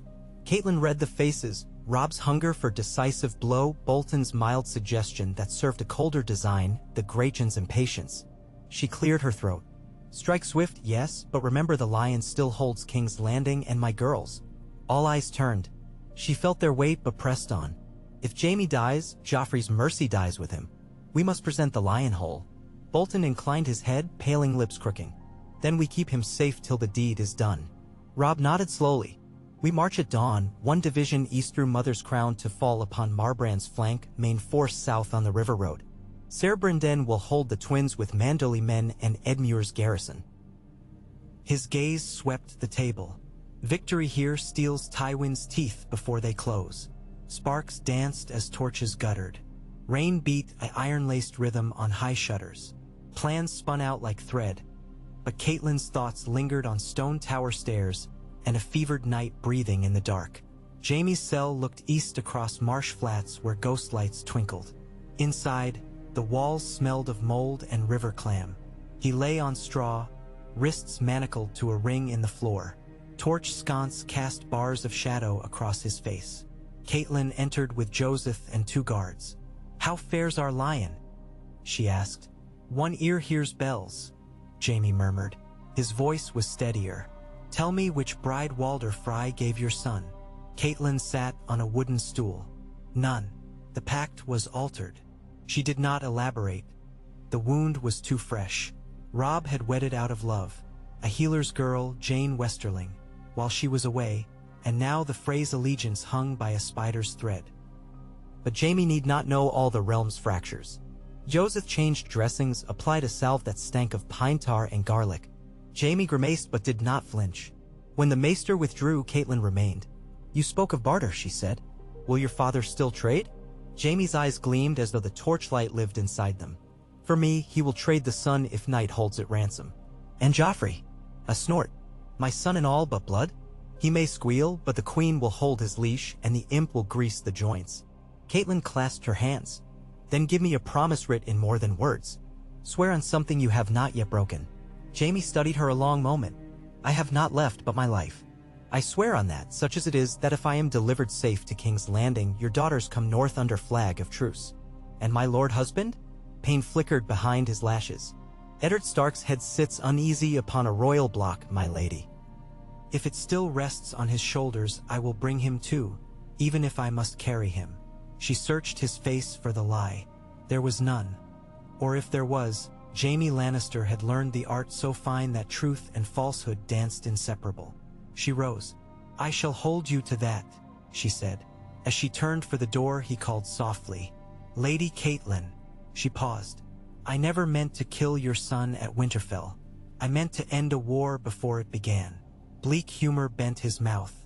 "I failed." She inclined her head, words ashes on her tongue, then left him to the dark. 2 mornings later, Robb's host broke camp in driving sleet that stung like sand. Catelyn remained at the Twins, torn between duty to sons in battle and prisoner in tower. Ravens winged hourly with dispatches, Bolton maneuvering along reedy dikes, Frey outriders scouting beyond Ceremy's weir, Marbrand's columns bogged where causeways crumbled under oxen weight. The first clash came at Lakeshore Field. Robb's outriders fell on the baggage flank, scattering camp followers and torching wagons of pitch. Marbrand countercharged but found his left pinned by Pete Meyer. By dusk, the baggage train burned 6 leagues long, the smoke column a black finger marking the Turncloak's ridge. Robb lost 60. Marbrand lost 800 and the will to fight. He fell back toward Clegane's ferry. That night, Bolton sent secret word that Stafford's van had crossed the Green Fork on raft bridges and now marched blind along the old hunter's track. A chance to crush both claws before they closed. Robb raced across sodden fens, sunrise at his back, and met Stafford in a valley called Pond's Rest. Rain slicked the grass where horses floundered. Karstark men surged in for blood, still hunting the Kingslayer's ghost, while Grachan's hearthmen battered at the flanks. Bolton's center held in reserve, quiet as dusk. Then, at some signal only he perceived, Roose advanced his line and the flayed banners snapped scarlet in the gray. Stafford's men broke and ran until the river swallowed them, bodies bobbed among driftwood like so many red leaves carried to sea. But the cost was time, and Tywin used it like a stiletto. While Robb chased Marbrand east, the Lord of Casterly Rock hurled his vanguard across the Trident far south, captured Maidenpool, and swept north in force. Ravens shrieked of villages flamed, of levy hosts scattered like sparrows before a hawk. Walder Frey's daughters wailed that Tywin's outriders pillaged their orchards already. The twins shuddered under rumor. Jaime's fever broke at last, leaving him gaunt but lucid. Guards found him pacing the length of chain to keep muscles from wasting. He greeted each with a jape. When Catelyn visited, he bowed stiffly, hand pressed to wrapped shoulder. "I dreamt of the pike again," he said. Ironborn arrows humming like wasps, blood salter than the sea. "You survived that." She folded arms. "Survive this?" He cocked a brow. "You intend to send me through lines thick as boar bristles?" "Perhaps." She hesitated. "Then, would you parley with my son?" Jaime's laughter rang off stone. "To share campfire tales?" He would sooner mount my head on the parapet. Words may yet save lives. Words are wind unless they gild steel. His smile faded. But I'll speak if he will listen. Robb returned to the twins 9 days later, splattered in grime, his beard grown shaggy, eyes hollow with 3 sleepless nights. Frey Banners joined his host now under new compact. Yet he had lost 1,000 men in the rain-soaked chase, and Tywin massed at Harrenhal with double his number. Winter's breath already nipped the air, the grain stores of the south lay blackened. In a drafty chamber overlooking the bridge, Robb met Jaime face to face for the first time since the Whispering Wood. Catelyn and Maester Joseph stood witness, 2 guards armed with boar spears stationed by the door. Jaime wore a coarse tunic of undyed wool, sleeves rolled to forearms, manacles removed but ankle shackled. Robb set his gauntlets on the table. "We are enemies, sire," he began, "snow horse, but not beasts. I wish an end to this war before wolves and lions alike starve." "Then roar for peace, your grace," Jaime said lightly. "My father's purse is heavy. Name your price and he will weigh it in gold." "I name my sisters. And my father." Jaime nodded. "I told your lady mother, deliver me to the city and your girls sup in Winterfell by spring." "Lord Eddard." "I know not if he." Catelyn braced for the blade of words. Robb's jaw tightened, but he spoke past the ache. "If you cannot vouch for my father's life, swear a blood oath for his bones at least. Northern custom, you know of it. I know enough to wipe boots at the Godwood Gate." Jaime drew a shallow breath. "A sword upon my heart. Your sisters freed, your father's remains returned, hostages exchanged at Maidenpool under banners of House Frey and Lannister. Done." Robb glanced to Maester Joseph, who sucked teeth. "It is something the Maester offered. A parchment may be drawn." Catelyn stepped forward. "And you, Sir Jaime, will swear never again to bear arms against House Stark, nor raise banners north of the neck." Jaime's eyes half-lidded. "I fought the Mad King's minions, Lady Stark. I can fight oaths too, but very well, I swear." On the table Joseph produced quill and ink. Jaime pricked his finger, pressed a blood signature beside the Maester's seal. Robb signed below with charcoal that smudged his calloused thumb. When it was done, silence fell, deep and sudden. Somewhere a bell tolled noon. Outside the casement gray wind howled, answered by distant wolves in both directions as though the valley itself breathed. The following dawn, before first light washed the stone towers rose-pink, a small party of riders slipped from the eastern gate. Ser Cleos Frey in peace cloak of bone white, 2 of his kin as escort, Maester Joseph bearing the parchment, and Ser Jaime Lannister hooded and bound upon a fresh palfrey. Catelyn watched from the ramparts, heart a fist of ice within her chest. She had set a flame upon an altar of lies, trusting it to light her daughter's path home. But flames attracted winds. Robb's army decamped west to the rolling downs of Seven Streams, Bolton south to Harry Tywin's flank. Walder Frey closed his gates behind them, sullen yet momentarily appeased. 3 uneasy weeks passed. Snow squalls blew in from the neck, pale veils that vanished at noon but foretold winter's jaws. Then came the raven inked in Tyrion Lannister's precise hand. Ser Jaime lost upon the King's Road, ambushed near Maidenpool. Envoys dead. Fate unknown. King Joffrey demands recompense for treachery. Lord Eddard stands accused anew. Withhold all negotiations henceforth. Catelyn read the letter thrice, the script wobbling. Joseph sworn dead, the Frey cousins as well, no sight of Jaime. Her vision tunneled until all she could see was a black blade falling toward a prone lion, and with it falling every hope. In the weeks that followed, the war burned hotter. Tywin smashed Roose Bolton on the red banks of the Trident, though the Leech Lord escaped beneath pale banners. At Seven Streams, Robb faced the brunt of Stafford's reforged host and repelled it, yet his scouts whispered of a new army raised in the Westerlands. Food rotted in muddy carts, winter flurries became squalls, men muttered of heading home before snows sealed the passes. And somewhere between river and sea, Jaime Lannister rode again, alone or captive none could say, like the errant spark of a wildfire bomb cast blind into tall grass. Catelyn dreamed of him often, always at the instant his horse plunged into fog, the parchment still warm in his breast, the promise bleeding out as slowly as the wound in his side. One such night she woke to horns braying. The twins' eastern tower blazed with torchlight. She threw on a cloak and hurried to the outer ward where Edmure wrangled fresh mounts, face ashen. "Karstark?" she asked, dread clawing. "No," Edmure thrust a scroll into her hand. "Sentries spotted riders from the east wearing Lannister colors but dragging our banner upside down. They bear a peace flag and claim to deliver a gift for the Wolf King." His throat bobbed. "Ahead. A man's head in a wicker sack. Catelyn's blood turned to sand. Whose? They would not say.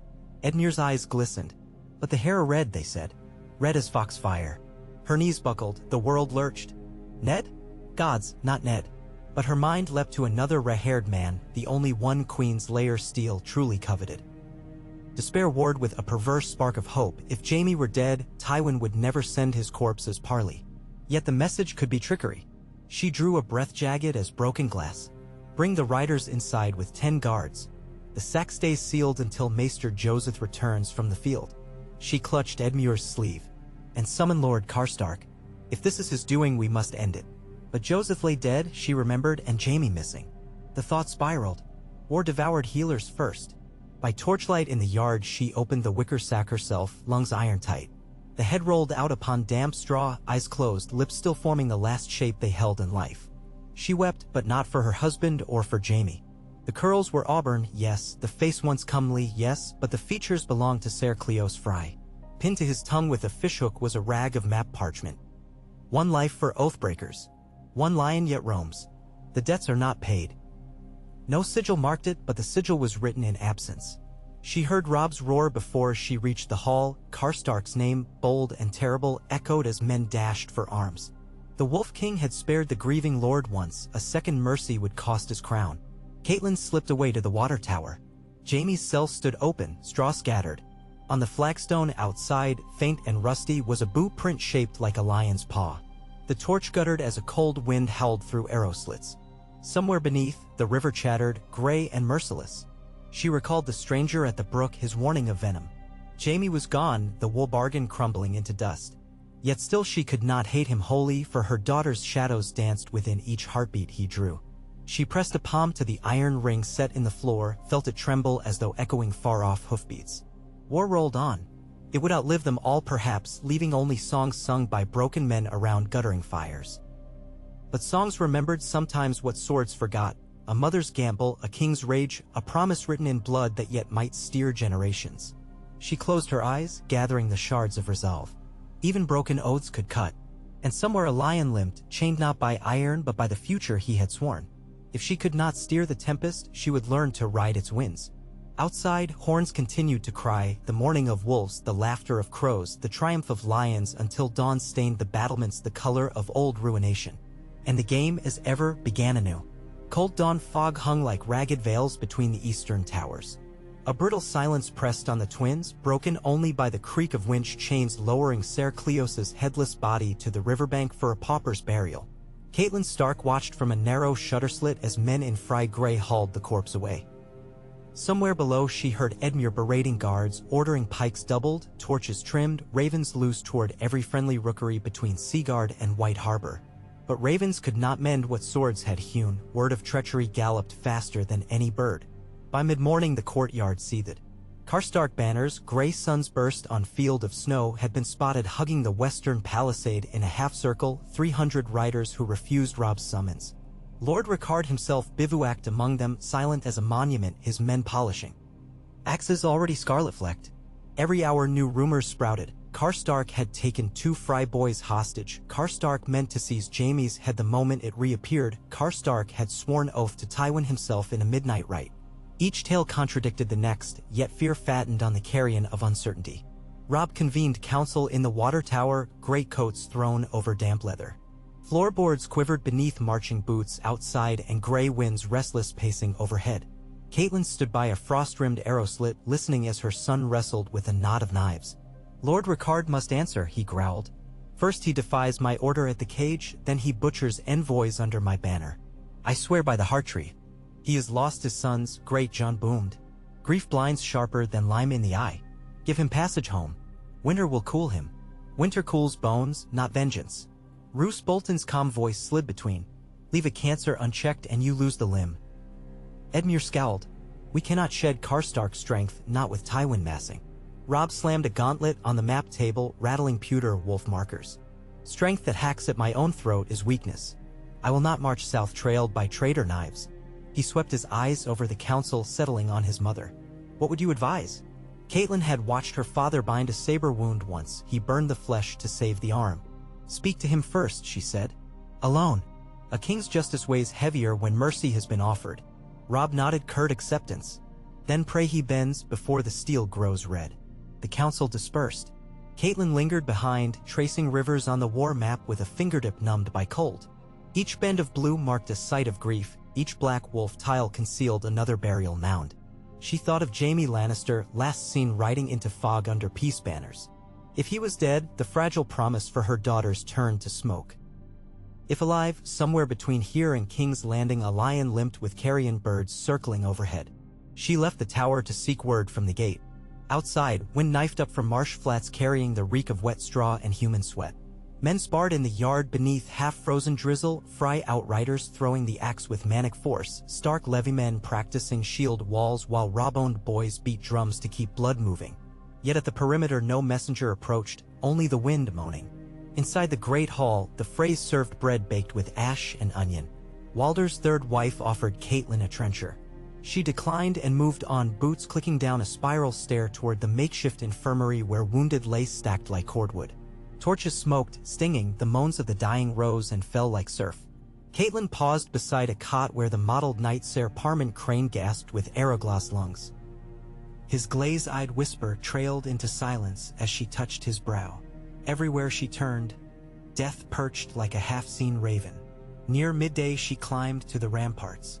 Snowflakes the size of candle flames drifted now, melting on pauldrons. Below, the green fork flowed sluggish and black, swans absent, banks mauled to mud by cartwheels. She was reminding herself that the river still carried water, not blood, when hoofbeats rattled the drawbridge. A lone rider approached from the east, cantering beneath a rag of white cloth. Catelyn's breath caught as she recognized the stag and lion quartered on his cloak. Lannister by marriage, Baratheon once by loins. Ser Kevin's courier colors. Guards lowered crossbows. The rider reined up, tossed aside his hood. A youth, pale-cheeked, earnest, scarcely older than Bran. "I bear letters from Lord Tywin," he called, voice cracking toward manhood. "And a token for Lady Catelyn Stark." Token. The word chilled her more than the wind. She descended stone stairs past surly sentries and crossed the yard where men muttered.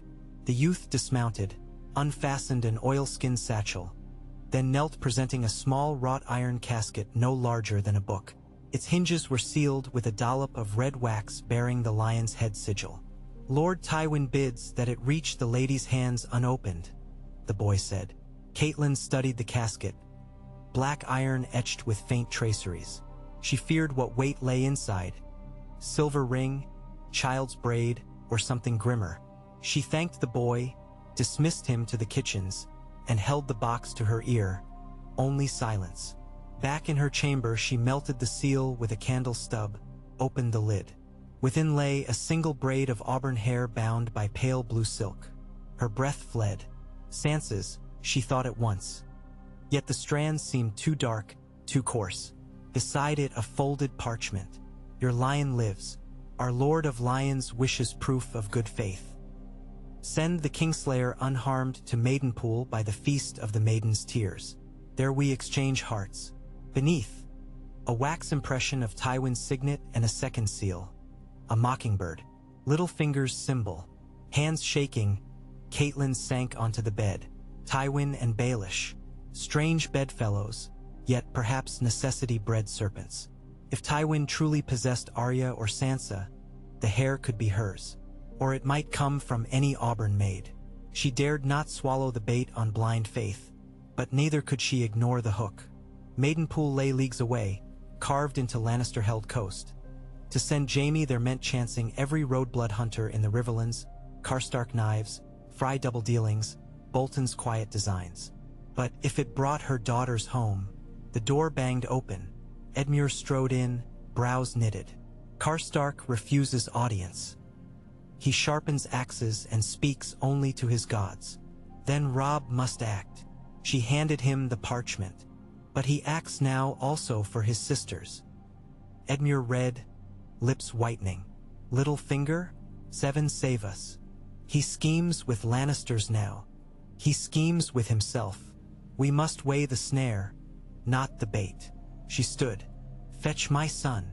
When Robb arrived, his face was wind-raw and set like iron. He read the message twice. At last he looked up. "I cannot spare 400 for a southern escort," he said. "Tywin will strike the neck before Snow Grip if we weaken." "We need not send an army," Catelyn replied. "A swift company. Jaime himself is Barter. That road runs through slaughter fields. Every hedge knight hunts a ransom. If father's fate fires their greed, your sister's fates sit in that casket." Robb's jaw tensed. "Or a lie sits in it, mother. A lie cleaved from a tavern wench." Gray wind patted in, ears twitching, as though drawn by his master's turmoil.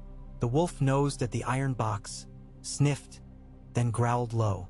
Robb shoved it away. "Even my wolf mistrusts this gift. Wolves mistrust all that smells of lion."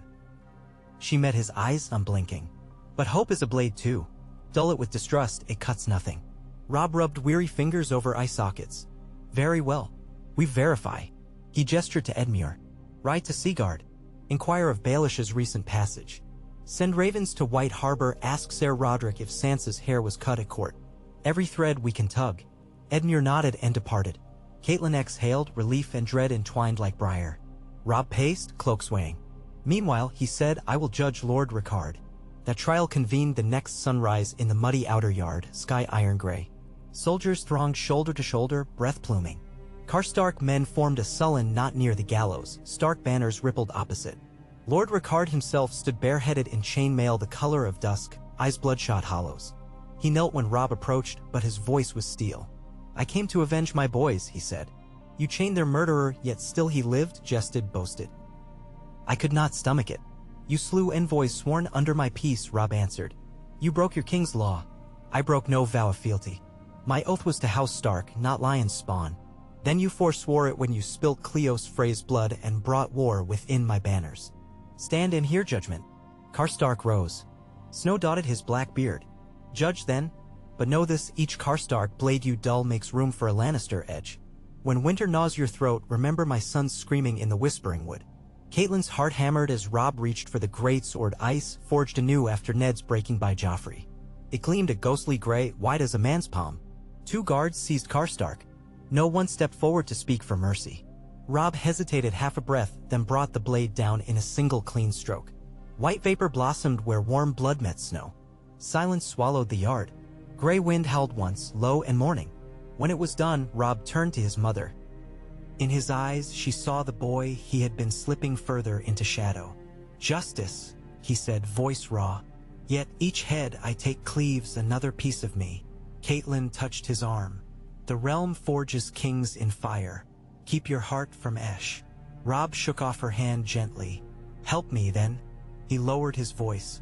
"If this Tywin bargain has any truth, Jaime must reach Maidenpool before the feast. The army cannot march so far, but a smaller blade may slip unseen. Whom do you trust?" "Lady Brienne of Tarth rides swift as any knight I know. She guards you as she would a queen." Catelyn nodded. "And you?" "I ride north with the host to draw Tywin after me. If snow closes Moat Cailin behind us, the lion freezes with his claws still out." That night within the Chapel of the Seven, Brienne knelt before the images, broad shoulders hunched. She wore mail freshly scoured, sapphire brooch at throat. Catelyn entered carrying 2 daggers. One a Karstark steel her father had gifted Lord Rickard years ago, the other Ned's little knife of castle-forged iron. She offered them hilt first.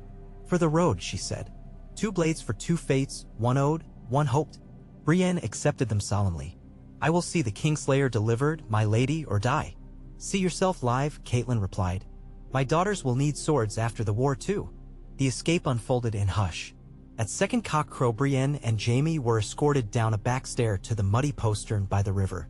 Jaime's hands were bound but his ankles unchained. He limped though the wound in his side oozed. Snow swirling in torch glow made ghosts of them all. 3 horses waited, Brienne's blue roan destrier, a rangy chestnut for Jaime, and a shaggy cob for a boy of 12, Podrick Payne, who begged to squire for the lady knight. Brienne set a hand on the boy's helm. "If you stay, they call you traitor too," she warned. Podrick only nodded with wide toad-like eyes. Robb had supplied 2 small kegs of oats, a satchel of dried fish, spare cap is sewn with no sigil.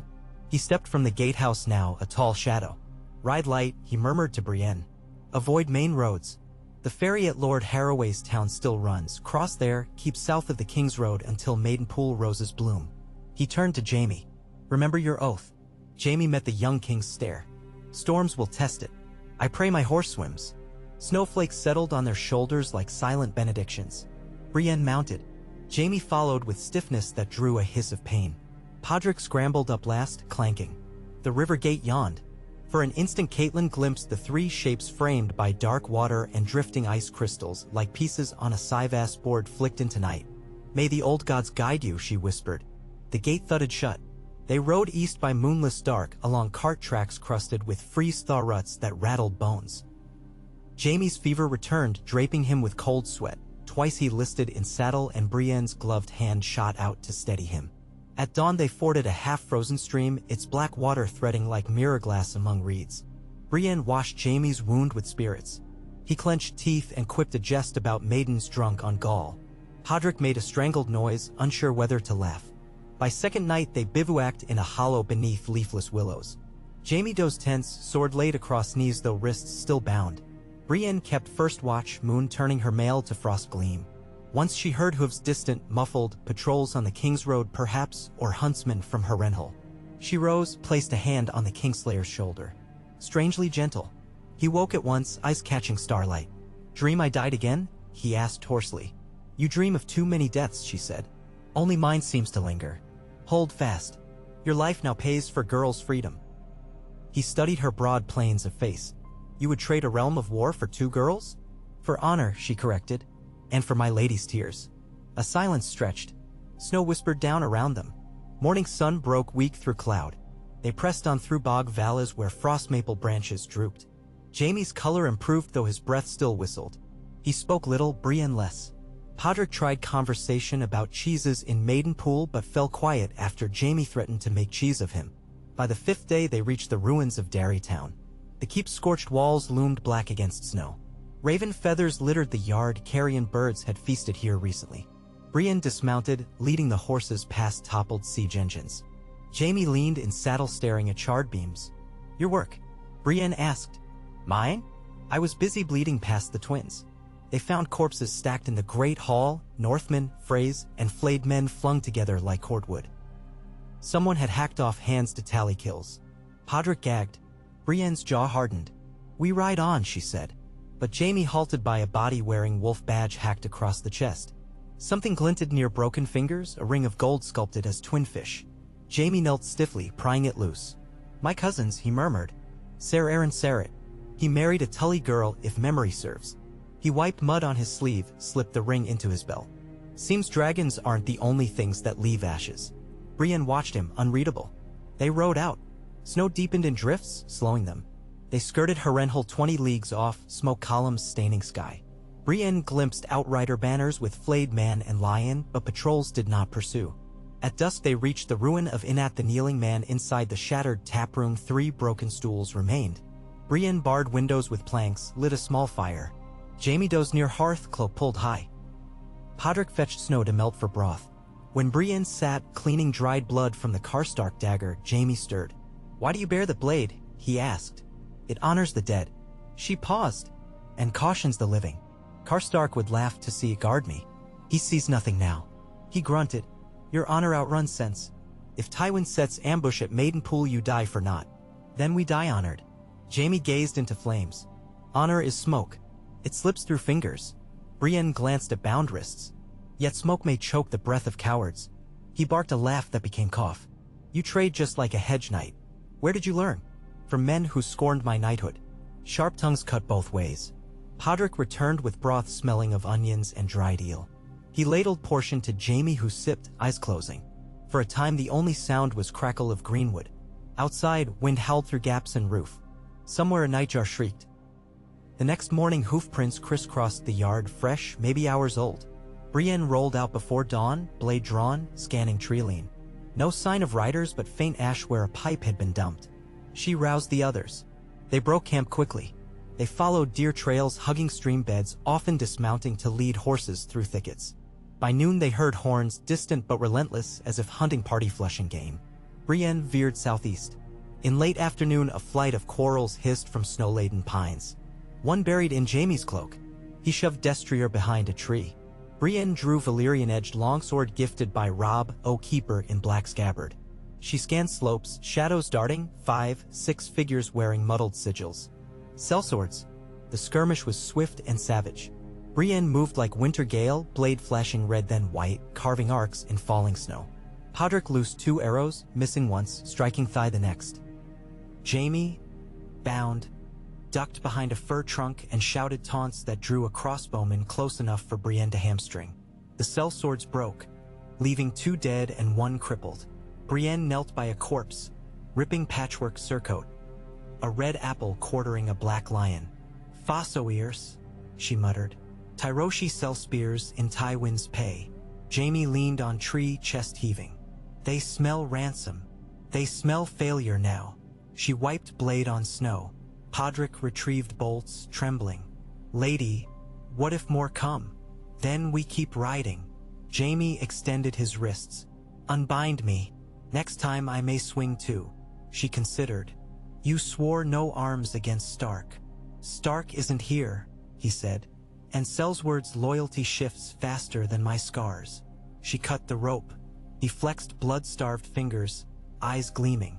Yet she noted he made no move for dropped blades until she nodded. Honor measured. They buried bodies in shallow drift, continued into gloaming. On 12th night snow stopped. A pale moon rose, coppery at edges. They sheltered in ruins of Sept at Hayford, roof half collapsed. Jaime leaned against altar of the father, cradling bandaged side. Brienne stitched his torn cloak. Podrick built a tiny cook fire shielded by broken pews. Tomorrow we reach Maidenpool Roads, Brienne said. From there to the stone causeway it's 2 days hard ride. Jaime swirled a cup of melted snow and wine, lips quirked. And after? You deliver me to Garrison, receive my father's curt nod, retrieve 2 girls who may or may not live, then ride back through same butcher's path. A fine dream. It is duty. Duty is a rope round the neck, he said. We both dangle. Brienne's needle paused. If rope breaks, what then? Then we breathe, or break again. She resumed sewing. Later, Podrick slept curled in cloak. Brienne sat sentry, blade across knees. Jaime's eyes opened to sliver. You guard me even now, he whispered. I guard promises. Snow sifted through beams, silvering her hair. Do you ever wish to lay burden down? Yes, she said softly. And every time I do, I remember the faces of those lost when others laid theirs down. She glanced at him. Do you? He closed eyes. Every moment. But lions sleep with one eye open. Quiet settled. Wind sighed through shattered rose window like distant surf. At dawn horns woke them. Deep blasts echoing valley. Brienne peered over a collapsed sill. A column approached on the King's Road. Perhaps 200 riders. Banners crimson and gold snapping. At their head, a knight in enameled lion helm. Jaime cursed under breath. Ser Adam Marbrand, my father's deadliest hound. Brienne's jaw clenched. He hunts you, or escorts me. Jaime tilted head. If he knows our bargain. Too great a risk. She packed hastily. We skirt them. They led horses through orchard tangles. Frost-crusted apples crunching under hoof. Marbrand's vanguard clattered past the sept unaware. Yet an hour later outriders spotted tracks. Horns brayed pursuit. Brienne pushed the pace, thundering through bramble until they burst onto frozen tidal flats east of salt pans. The sea lay a sheet of St. Distant gulls wheeling. Ahead an old jetty jutted half-sunken. Marbrand's cavalry fanned onto the flat, hoofs spraying slush. Brienne pulled rein, wheeled Destrier to face them. Jaime cursed, searching for escape. Podrick trembled but readied short bow. The lion-helmed knight advanced, visor up. Ser Jaime, Lord Tywin bids you safe return. Yield to me. Brienne's blade sang from scabbard. He is under northern consent, she called. Lay down arms or taste steel. Marbrand laughed. A cow and tin. You stand between lion and cub? Jaime spurred forward, planting himself between them. Hold, he barked. I ride on Lannister business. Stand aside. Marbrand stared. Business with a wench and whelp? Business of kingdoms, Jaime snapped. Obey. Confusion flickered. Yet behind Marbrand, crossbowmen notched quarrels, orders unknown. One loosed prematurely, whistle-cutting wind. Bolt struck Jaime's left thigh. He sagged but stayed mounted. Brienne charged before second quarrel flew. Her sword met Marbrand's in ring of Valyrian slam. Horses screamed. Podrick loosed arrows at crossbowmen, missing thrice but sowing panic. Jaime gritted teeth, drew borrowed Karstark dagger, guiding Chestnut one-handed toward archers. Snow churned under hooves. Brienne's great strength forced Marbrand back step by step, sparks showering as blades slid. She pivoted beneath an overhand cut, hammered pommel into lion helm, cracking enamel. Marbrand reeled. She slashed his bridle. His horse skittered, nearly unseating him. Jaime meanwhile slashed at bowmen, ducking quarrels, thigh spurting red. He gutted one, carved ear from another. Blood slicked reins. But numbers told. Riders closed, maces swinging. Podrick's final arrow pierced a charger's eye, sending beast crashing into comrades. Brienne seized moment, grabbed Jaime's reins. Follow, she shouted, veering toward jetty. They galloped onto rotted planks that sagged over brackish inlet.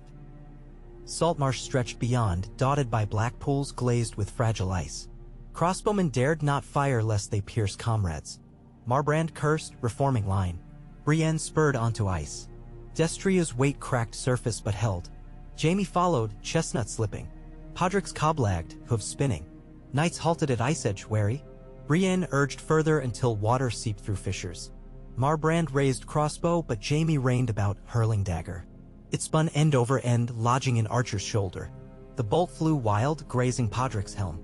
The moment stretched, two groups facing across treacherous sheet trembling beneath hooves. A single rush could bring down all. Brienne's breath plumed. Sir Adam, Jaime called. Tell my father the lion cub hunts bigger prey. Delay him no more. Marbrand glowered, but the ice groaned under his forward troop. He raised fist, signaling withdrawal. Lannister riders wheeled back to solid ground, horns trumpeting retreat.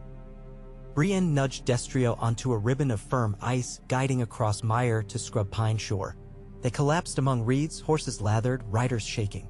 Jaime grinned through pain. You dance nicely, my lady. You bleed everywhere, she retorted, hauling him down. Podrick unpacked bandages. Salt windbit. She cleaned wound with brandy, stitched torn flesh. Jaime bore it silent, knuckles white. When done he lay back, eyes on gray sky. Your life grows costlier by the league, she said. Worth every groan, he muttered. Podrick giggled despite himself. 3 days later they reached Maidenpool. Winter storms had scoured banners from its walls, only smoke plumes rose from chimneys. Gates opened to parley flag-bearing mockingbird and lion entwined. Inside, Lord Randall Tarley, now Warden of the East for King Joffrey, presided with Baelish at his right. Tywin lingered in spirit only, still at Harrenhal. Baelish stepped forward, smile razor-thin. Lady Brienne of Tarth, a pleasure twice owed, he purred. Sir Jaime, you look half the man I recall, though twice as interesting. Brienne's hand tightened on sword. I come for the girls, she said. And I for my nephew, Jaime added. Tarley eyed bandages. A half-dead oathbreaker trading babes. This reeks of trickery. Baelish lifted the iron casket. Truth sealed within. He nodded to a steward who produced 2 smaller chests. When opened, they revealed folded cloaks, needlework hoops, and a single pale direwolf brooch. Sansa and Arya, Baelish said smoothly, remain under crown protection. They travel even now. Deliver the Kingslayer to King's Landing, and the crown graciously frees them at city gates. Refuse, and they vanish like snow on the Trident. Brienne's jaw flexed. That was not the accord. Baelish shrugged. Accords evolve. The realm's needs shift. Tarley laid gauntlet on hilt. Choose, woman. Jaime leaned on crutch, sneered. A fine farce. Tywin would not soil boots with such flimsy theater. Tywin soils what he must, Baelish answered. Yet even lions answer the crown or burn. His smile glinted. The choice is yours, Sir Jaime. Come home or watch 2 maidens bleed for your pride. Brienne's gaze met Jaime's. In hers he read fury and despair. In his she glimpsed decision. He stepped forward. Very well. I ride south under your banner. But the girls ride north at once. Lord Tarley, swear it by the warrior you worship. Tarley frowned but nodded brusque. Agreed.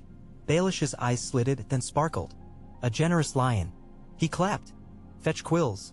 Brienne spun Jaime away as scribes scurried. "You trust them," she hissed. "I trust no one," he replied. "But better a blade in my spine than in theirs." He swallowed. "Tell the Wolf King I keep my word." He pressed the tullyfish ring into her palm. "Proof of my intent." "Come with me," she whispered. "Can't. They'll hunt you." "Take Pod. Take the ring. Find the girls." Baelish returned with parchments. Jaime limped forward. Brienne's hand lingered on his arm, then released. He signed. Tarly countersigned. Horns blew. That night Brienne and Podrick fled north under new-fallen snow. Cloaks dyed rust. Iron casket lashed to saddle. A false ransom, perhaps, but one hope left. Behind them, Ser Jaime rode toward King's Landing under torchlit banner. Chains gilded, eyes fixed on fevered horizon where crimson dawn rose like unsheathed dagger. Yet even as gates closed behind his procession, thunder rattled distant mountains, and riders approached from west carrying direwolf sigils tattered with smoke, crying word of fresh rebellion within the capital itself. An uprising of starving small folk, a riot of faith militant, whispers of wildfire caches swaying under sept foundations. The game spun anew, faster, crueler. No oath stood untested. Far north, snow blanketed a godswood where Catelyn Stark knelt beneath weirwood boughs, clutching a golden fish ring. As red sap tears dripped from carved face, she prayed for wolves, for lions, for girls born of both, and for the thin thread of mercy still binding them all before winter's jaws slammed shut forever. The winter sea rolled onto Maidenpool's harbor walls in slow, lethargic waves that foamed dull white beneath a sky iron gray.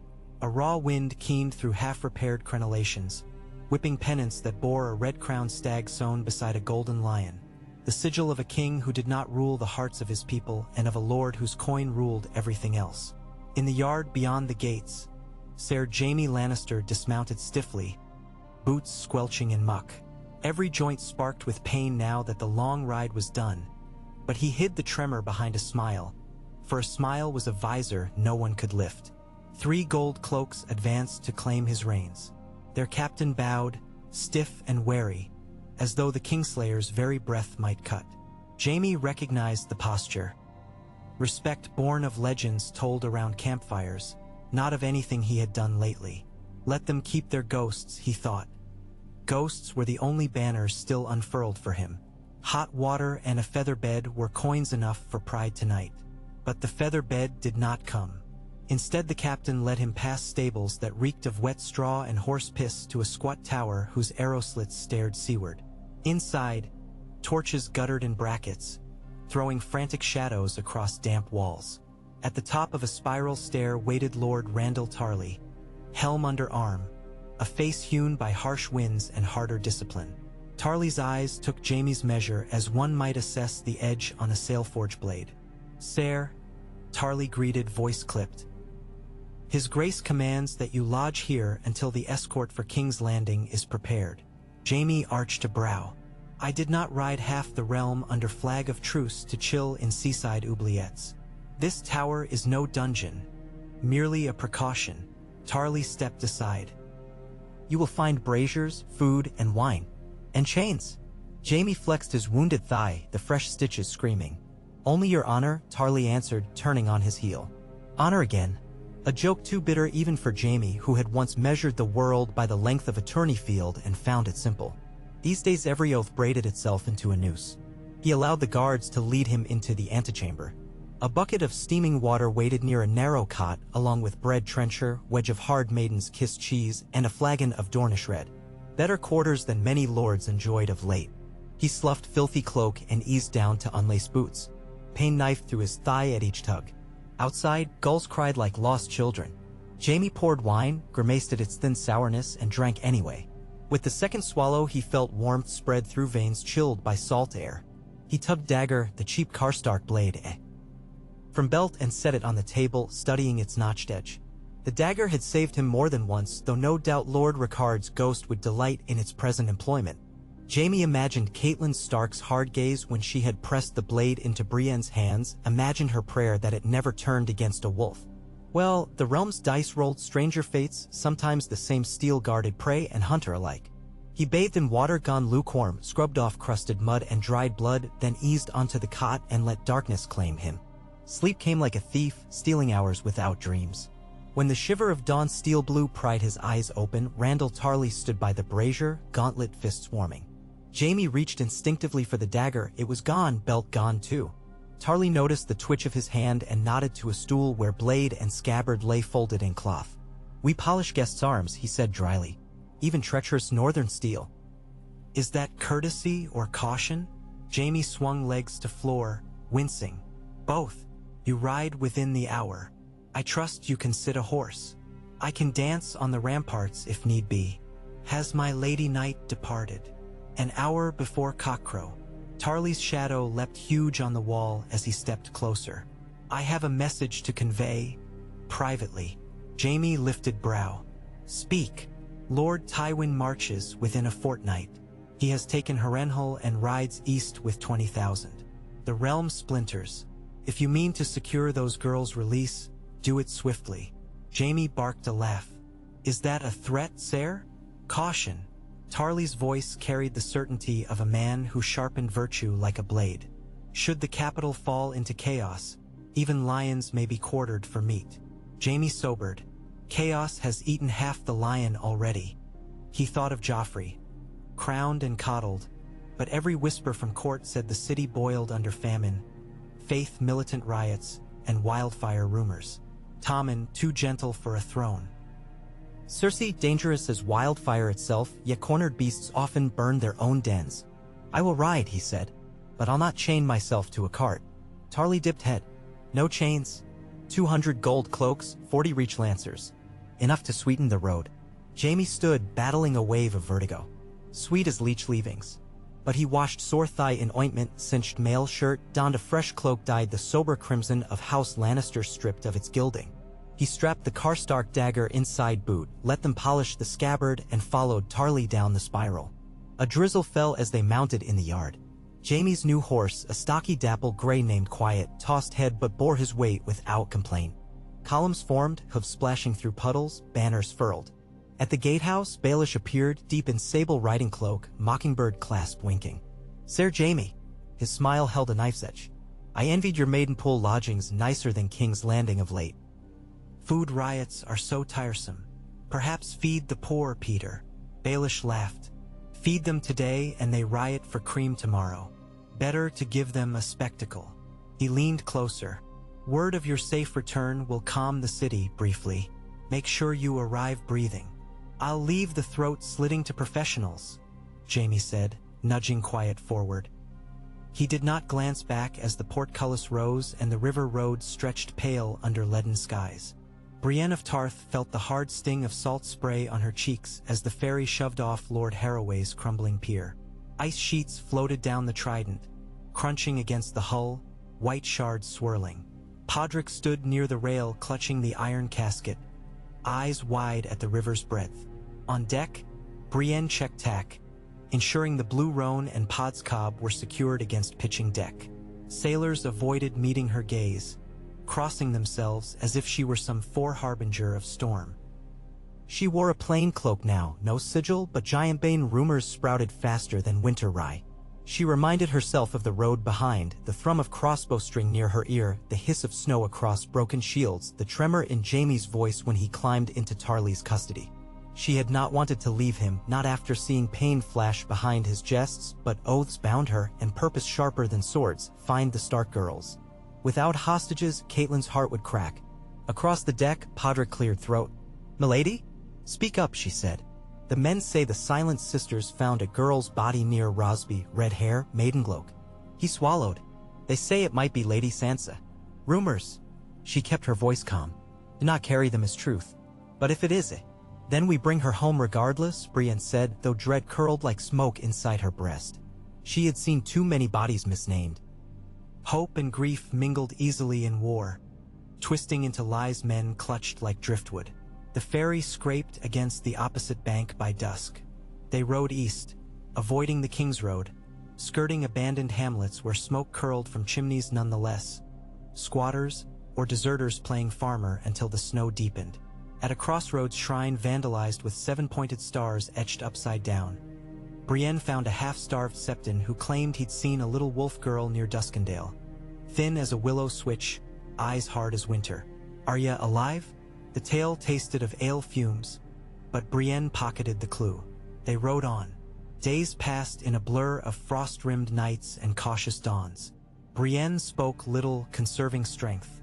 Podrick grew lean, eyes watchful. Once they passed the smoking ruin of a village where villagers hanged a gold cloak from his own spear. They sheared wide around that corpse reeve, but its stench followed for a league. At Maiden's Forge, they found a tinker selling news alongside horseshoes. He spoke of Riot Day, the September of Baelor stormed by barefoot zealots, High Septon dragged to stocks, Tyrell men skirmishing with gold cloaks in Flea Bottom. He said the queen locked herself in Maegor's holdfast and no one could count the corpses rotting in gutters. He said dragons stirred beneath the hill. Brienne bought his last roll of bandage and prayed half his tales were lies. King's Landing greeted Jaime with the breath of a dying beast, hot, foul, and desperate. As the column wound through the Gate of the Gods, he saw burnt carts piled as barricades, gold cloaks perched with bows atop stone lions whose faces were streaked black by soot. Small folk lined the streets, gaunt and hollow-eyed, but they dared no jeers. Hunger ground rebellion into quiet murder. Jaime smelled them, stale piss, rot, fear. Within the Red Keep, he dismounted. A hush clung to the yard under the towering walls. Tyrion emerged first, cloak askew, eyes bloodshot but mouth curving in relief. "Brother." He clasped Jaime's forearm. "You look like rawhide left in rain." "Better than dead," Jaime said. "You, though, still half as tall." Tyrion snorted. "The city shrank around me." He waved off attending guards. "Come. Cersei is indisposed. Best see her when the maids have sponged away the wine." They walked narrow spiral stairs lit by guttering lamps. Jaime's thigh throbbed with each step, but pride forbade a limp. Tyrion brought him to a tucked-away solar where embroidered curtains half hid shattered glass from some past riot. A small cask of arbor gold rested on a table beside crumb-studded bread. Tyrion sloshed 2 cups. "So," Jaime said, easing into a chair that protested. "Where are our fair hostages?" Tyrion's mirth faded. "Sansa remains within the keep, technically a guest. Arya vanished. During Ned Stark's disgrace she fled. Gold cloaks searched but found only corpses of boys mistaken for her." Jaime dragged fingers through newly washed hair. "Trading me for a ghost, then?" "Splendid." "Not quite. Father sends ravens claiming he captured a girl near Pink Maiden, Arya, or a lookalike. Depending how negotiations turn, she may become authentic." "Authentic?" Jaime echoed, tasting bitterness. "A word to conjure with." "And you?" Tyrion leaned across the table. "Did you truly swear to send Ned Stark's bones north?" "I swore to breathe." Jaime drained half the cup. "Bones, girls, thrones, they're all coins now." Tyrion studied him. "Coins spent lose value. Keep that in mind." Footsteps scraped outside, a door opened. Cersei entered in emerald silk, hair coiled like molten sunshine. The half-light could not hide the pallor beneath rouge or the shadowed crescents under her eyes. Guards closed door behind her. "Jaime," she said, voice taut. "You took long. Roads clogged with broken men." He rose. "I expected an embrace." She glanced at Tyrion. "Leave us." Tyrion shrugged, refilled his cup, and slipped out, latching door. Cersei moved closer until Jaime smelled Myrish fire wine on her breath. She traced the fresh scar on his cheek. "You bleed for strangers now?" "I bleed for bargains." He caught her wrist. "Is Sansa safe? Is she harmed?" "Unharmed." She withdrew hand, pacing. "But the city hungers." Littlefinger whispers bread for blood. The Boy King listens to no one, and the High Septon whips crowds into frenzy. Jaime sank to chair. "Then we cut off the whip hand." "High Septon hides behind holy walls," Cersei said, voice low. "Touch him and the faith militant rises." "It rises already."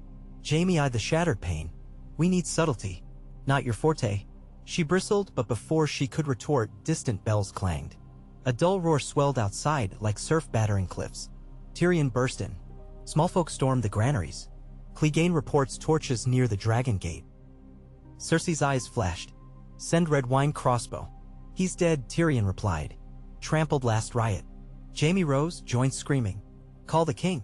He recalled Joffrey's penchant for crossbow sport. "The king hunts boar inside Maegor's." Tyrion shook head. "He thinks arrows bounce off stone." Jaime strode to window. Smoke rose beyond the city wall, ribboning the evening sky. He had seen sacks, King's Landing torched by Lannister hands long ago.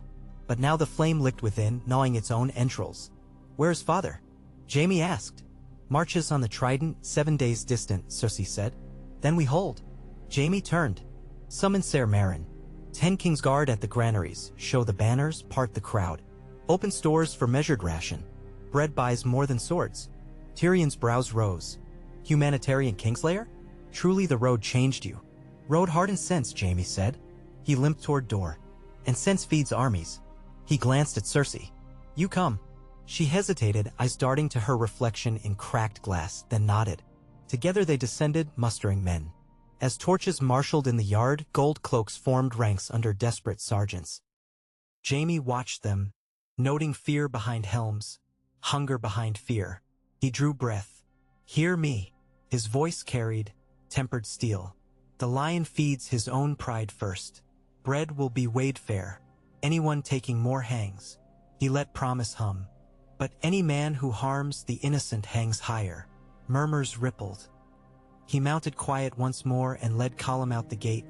Banners of the Kingsguard, white still though soot-smudged, streaming overhead. In Flea Bottom, fires crackled in toppled carts. Women screamed. Coins clanged in shutters thrown wide. Jaime dismounted, strode forward as arrows hissed overhead. He shouted commands, wall of shields advancing, pushing crowd like tide. Beneath the smoke, he saw children scrabbling for spilled grain. He ordered sacks distributed under guard. When someone hurled dung at his back, he whirled, seized the thrower by collar. A boy no older than 15, gaunt as a corby. What is your name? Jaime asked. Tom. The boy stammered. Jaime yanked dagger-free, notched Karstark steel pressed to boy's mouth, then cut a slice from his own flagon strap. Take this.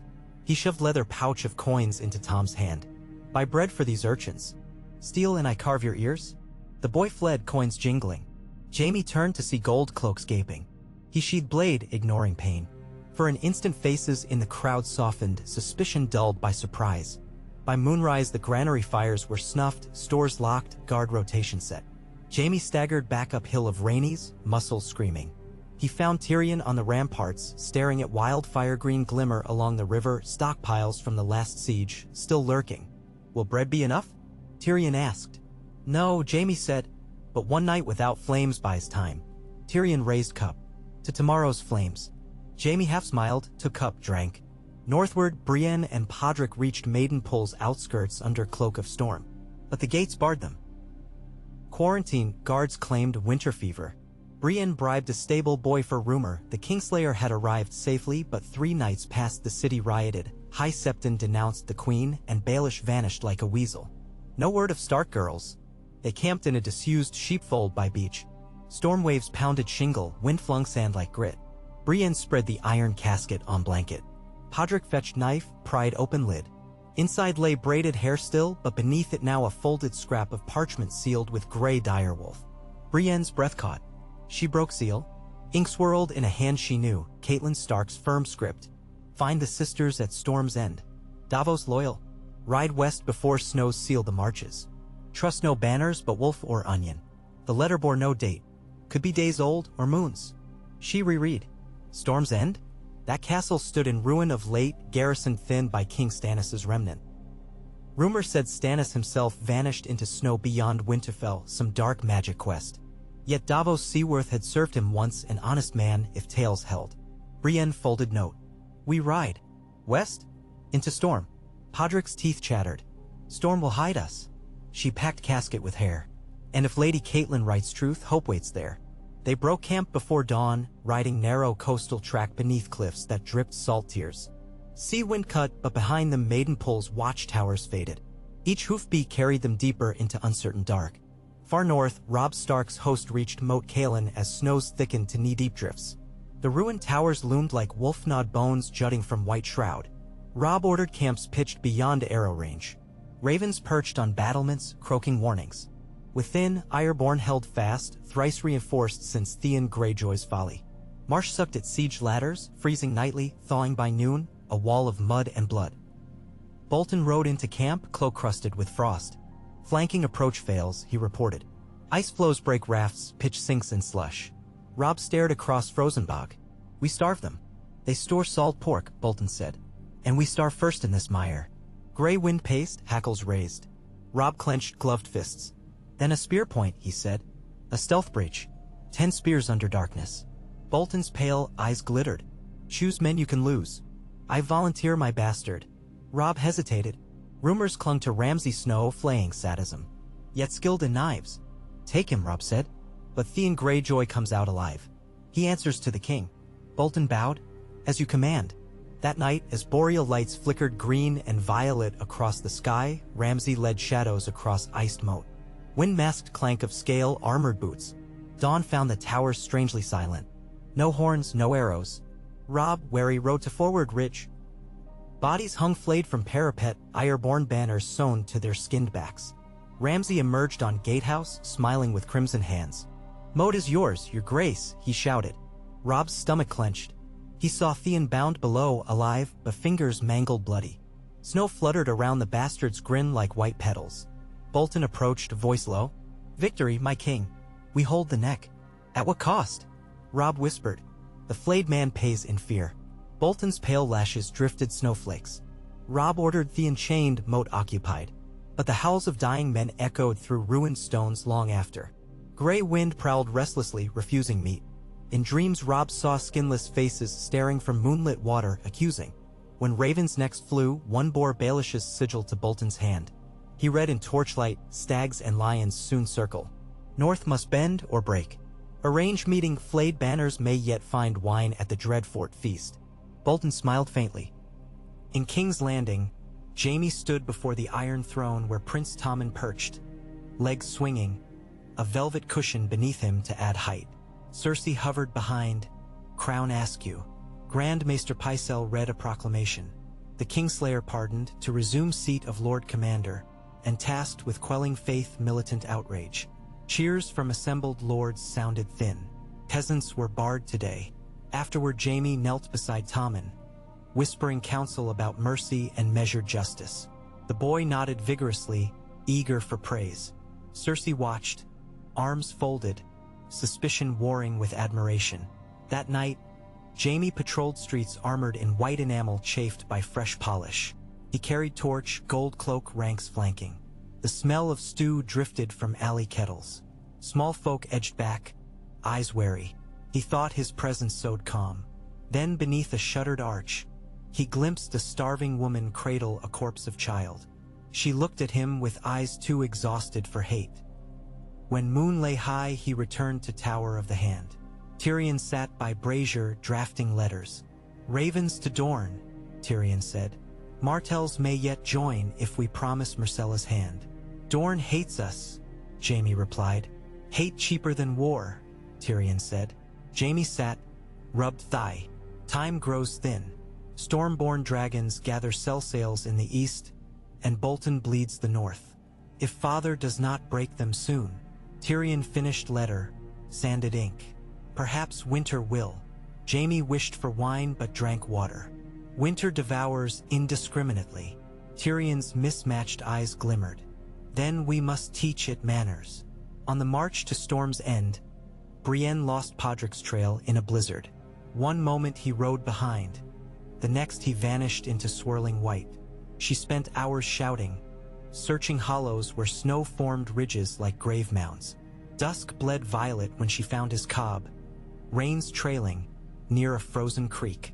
Footprints led inland. She tied horses, followed.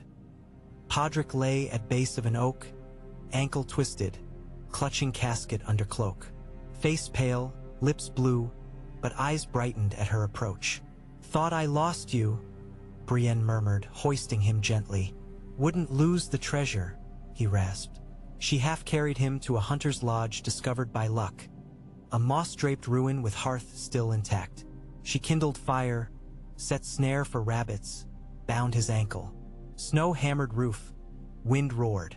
During the night she dreamt of a citadel wreathed in flame and of Jaime's voice across water, calling her little sister. She woke sweaty, unfamiliar sensation twisting. She tamped it down. 2 days they waited for storm to break. Podrick told tales of heroes, Serwyn of the Mirror Shield, the Winged Knight, while Brienne mended tack.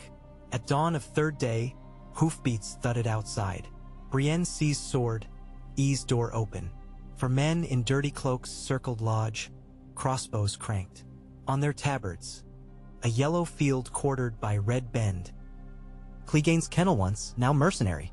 Their leader raised hand. Seek a tall wench bearing iron box. Brienne stepped fully out. Let the boy go. I after box delivered. She drew, O keeper. Come claim it. Bolts hissed. She dropped, snow exploding. She rolled, sprang, sword singing. One man fell, neck severed. Another balked, Brienne's blade sheared through bow arm. Leader lunged with mace, Brienne parried, riposted, cleft collarbone. Last man fled into woods. Brienne retrieved casket, breath gusting. Podrick peered from door, eyes round. Blood steamed on snow like sacrifice. She sheathed blade. Mount up, she said. We run before more come. They rode south through pine corridors, crows flapping overhead. Podrick asked who sent pursuers. Lit a finger, she guessed. Iron box means leverage. He keeps strings tangled. Near dusk storms ends broken bastions appeared atop storm-lashed cliff, lights flickering within arrow slits. A battered bar of gate raised at their hail. Inside, ragged Baratheon men pointed spears but offered bread.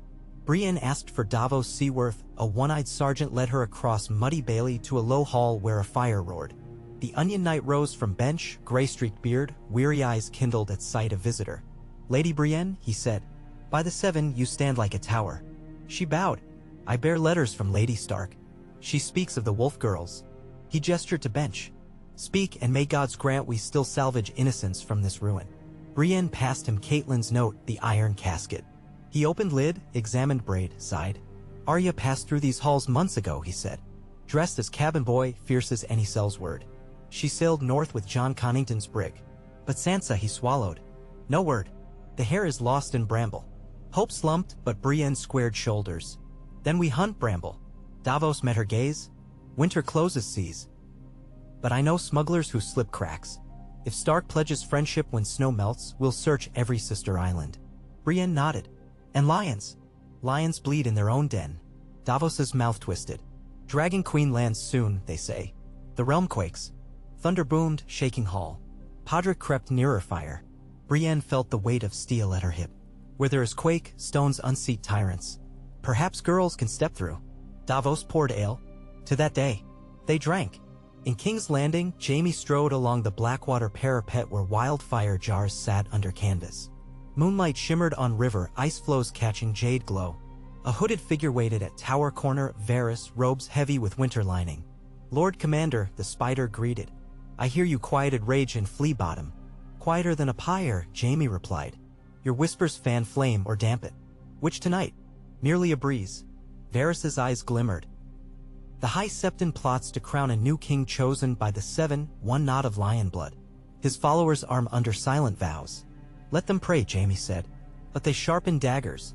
Varys joined him at parapet, voice low. They plot to seize the girl queen, Princess Shireen, should she arrive with Onion Knight. Stannis' daughter? She remains at Eastwatch. Not for long. Bird's wing of a fleet in Smuggler's Bay. Davos sea with sails, bearing wolves. Jaime stiffened. Arya? Sansa? He turned. What of Catelyn Stark? In the neck. Varys fan fingers. Strings not, sire. Cut one wrong, tapestry unravels. Jaime gazed across river where dragonfire once burned emerald. Sometimes tapestry needs burning. Varys sighed. Spoken like a man with nothing left but spark. Spark may light beacon, Jaime said, turning away. Far north, at the stony shore, Catelyn Stark watched wild waves shatter against basalt cliffs while snow stung her cheeks raw. She had come to see with her own eyes the iron cages hung from cliffs, Karstark deserters flayed by Bolton men. She had come to remind herself what vengeance cost. Behind her, Blackfish Brynden awaited, face grim. Scouts say Bolton's banners turned back south after Moat victory, he said. They leave garrisons but no lord. Catelyn tasted brine on lips.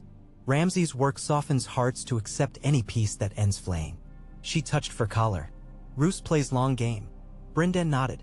Robb needs allies, not shadows. White Harbor wavers, Deepwood hosts thin. She looked at sea foam drifting toward horizon. Then we give them hope. Grain convoys from Bravos, trade routes reopened. Send word, Stark gold still carries weight. Gold? We scraped casks to fund last levy. Salt pans yield more than salt, she said. We trade fish timber. The realm starves, the north still feeds. Brynden's eyes warmed. You sound much like your father at council. She managed a half-smile. Hoster taught me nets and ledgers while Lisa dreamed of tourney nights. Now I wield them. A kelp-speckled gull screamed overhead. Caitlin scanned sea again, as though expecting sails. Somewhere south, daughters wandered or caged. She pictured Brienne riding cliffs, cutting through storms. She clung to that image. She would not break. Above, clouds parted, revealing a sliver of sun pale as milk. For one breath it gilded frothing breakers, and in that light she felt narrow flicker of warmth. She gathered her cloak, turned inland toward men awaiting orders. 3 weeks later, gold cloaks hammered on sept doors, demanding entry in name of king. They bore writ signed by Tommen, sealed by hand Tyrion Lannister, and countersigned by Lord Commander Jaime. Seizure of militant arms, arrest of seditious septons. Faith militias barred gates, bell ropes ringing alarm. Street crowds swelled chanting. Jaime led 30 white cloaks, his sword remained sheathed but crossbows aimed from rooftops. Jaime stepped forward, voice carrying, by order of king, lay down arms, open doors. No blood today. A shaven-headed zealot spat. Lion devil. The 7 judge. Arrows flew. One nicked Jaime's pauldron. Gold cloaks loosed return fire. Battle erupted. Stone cracked with bolts, blood splattered marble saints. Jaime parried spear thrust, disarmed youth, struck pommel blow. He shouted cease, but tide drowned words. Within sept, candles toppled, oil flames licking tapestries. Smoke billowed. Bells clanged until ropes burned through. Zealots screamed prayers as timbers groaned. Jaime dragged 2 wounded from smoke, his cloak smoldered. Outside, Tyrion arrived with buckets lines, ordered water from river pumped, but winds fanned blaze. By dusk the sept's western transept collapsed, burying dozens. Ash drifted like black snow. Jaime knelt amid rubble, cough-racking chest. Around him lay broken icons. Sussy strode up, face livid. You promised no blood. I promised attempt. His voice hoarse. Faith chose fire. She slapped him, tears carving ash on cheeks. He caught her wrist gently. More blood will come, he warned. Tyrion appeared, smoke blackened, eyes haunted. We must flee to Dragostone. Fleet readied. Jaime shook head. We hold or die. Cersei pulled free, stalked away. Tyrion followed. Jaime stared at flame-scarred sky, thinking of oaths, of girls lost, of a winter sea crashing on empty shores. At Storm's End, word arrived of the sept's fall. Davos found Brienne sharpening Oathkeeper by lamplight. Lion's Den burns, the smuggler said. Jaime holds walls. Brienne paused. Then Sansa remains in danger. Davos nodded. My ship sails dawn to Cracklaw. From their eroder to the Trident mouth. We slip into the capital by sewer maybe. Take me, Brienne said. And the boy? Podrick sails with us. He knows courage. Davos slapped thigh. Then we fetch a wolf from a lion's jaws. That night storms lashed battlements. Brienne stood on parapet, wind tearing hair, rain needling. Lightning hissed across waves, revealing ships bobbing like coffins. Somewhere beyond those black swells a city smoldered and 2 sisters waited. She whispered a vow that she would find Sansa, find Arya, or carry their names until memory failed. The wind snatched her words, but she did not care. Vows spoken to storm were vows still. Below, Davos's men unfurled patched sails bearing onion sigils. The horizon flashed white, then plunged into dark. Brienne closed eyes, felt thunder vibrate stone, felt the world's blood pulsing. In the depths of night, Jaime stood on King's Landing's parapet, staring east. Wildfire cracks had cooled, but char still drifted. He thought of Brienne facing waves, of a promise trading his life for 2 girls, and wondered whether promises survived the storms that bore them. Snow began to fall, first flakes in the south that winter. They melted on gauntlets, tiny deaths. Jaime held out hand, watching them vanish. He whispered, live, though he could not say whether he meant the girls, the city, or himself. And so winter's mouth opened wider, swallowing songs and banners, yet within its hell flickered small fires, oaths, hopes, sparks defying the dark. Whether they would kindle dawn or fade to coal remained the tale yet writ, carried on snowflakes drifting gentle and silent across a realm at war.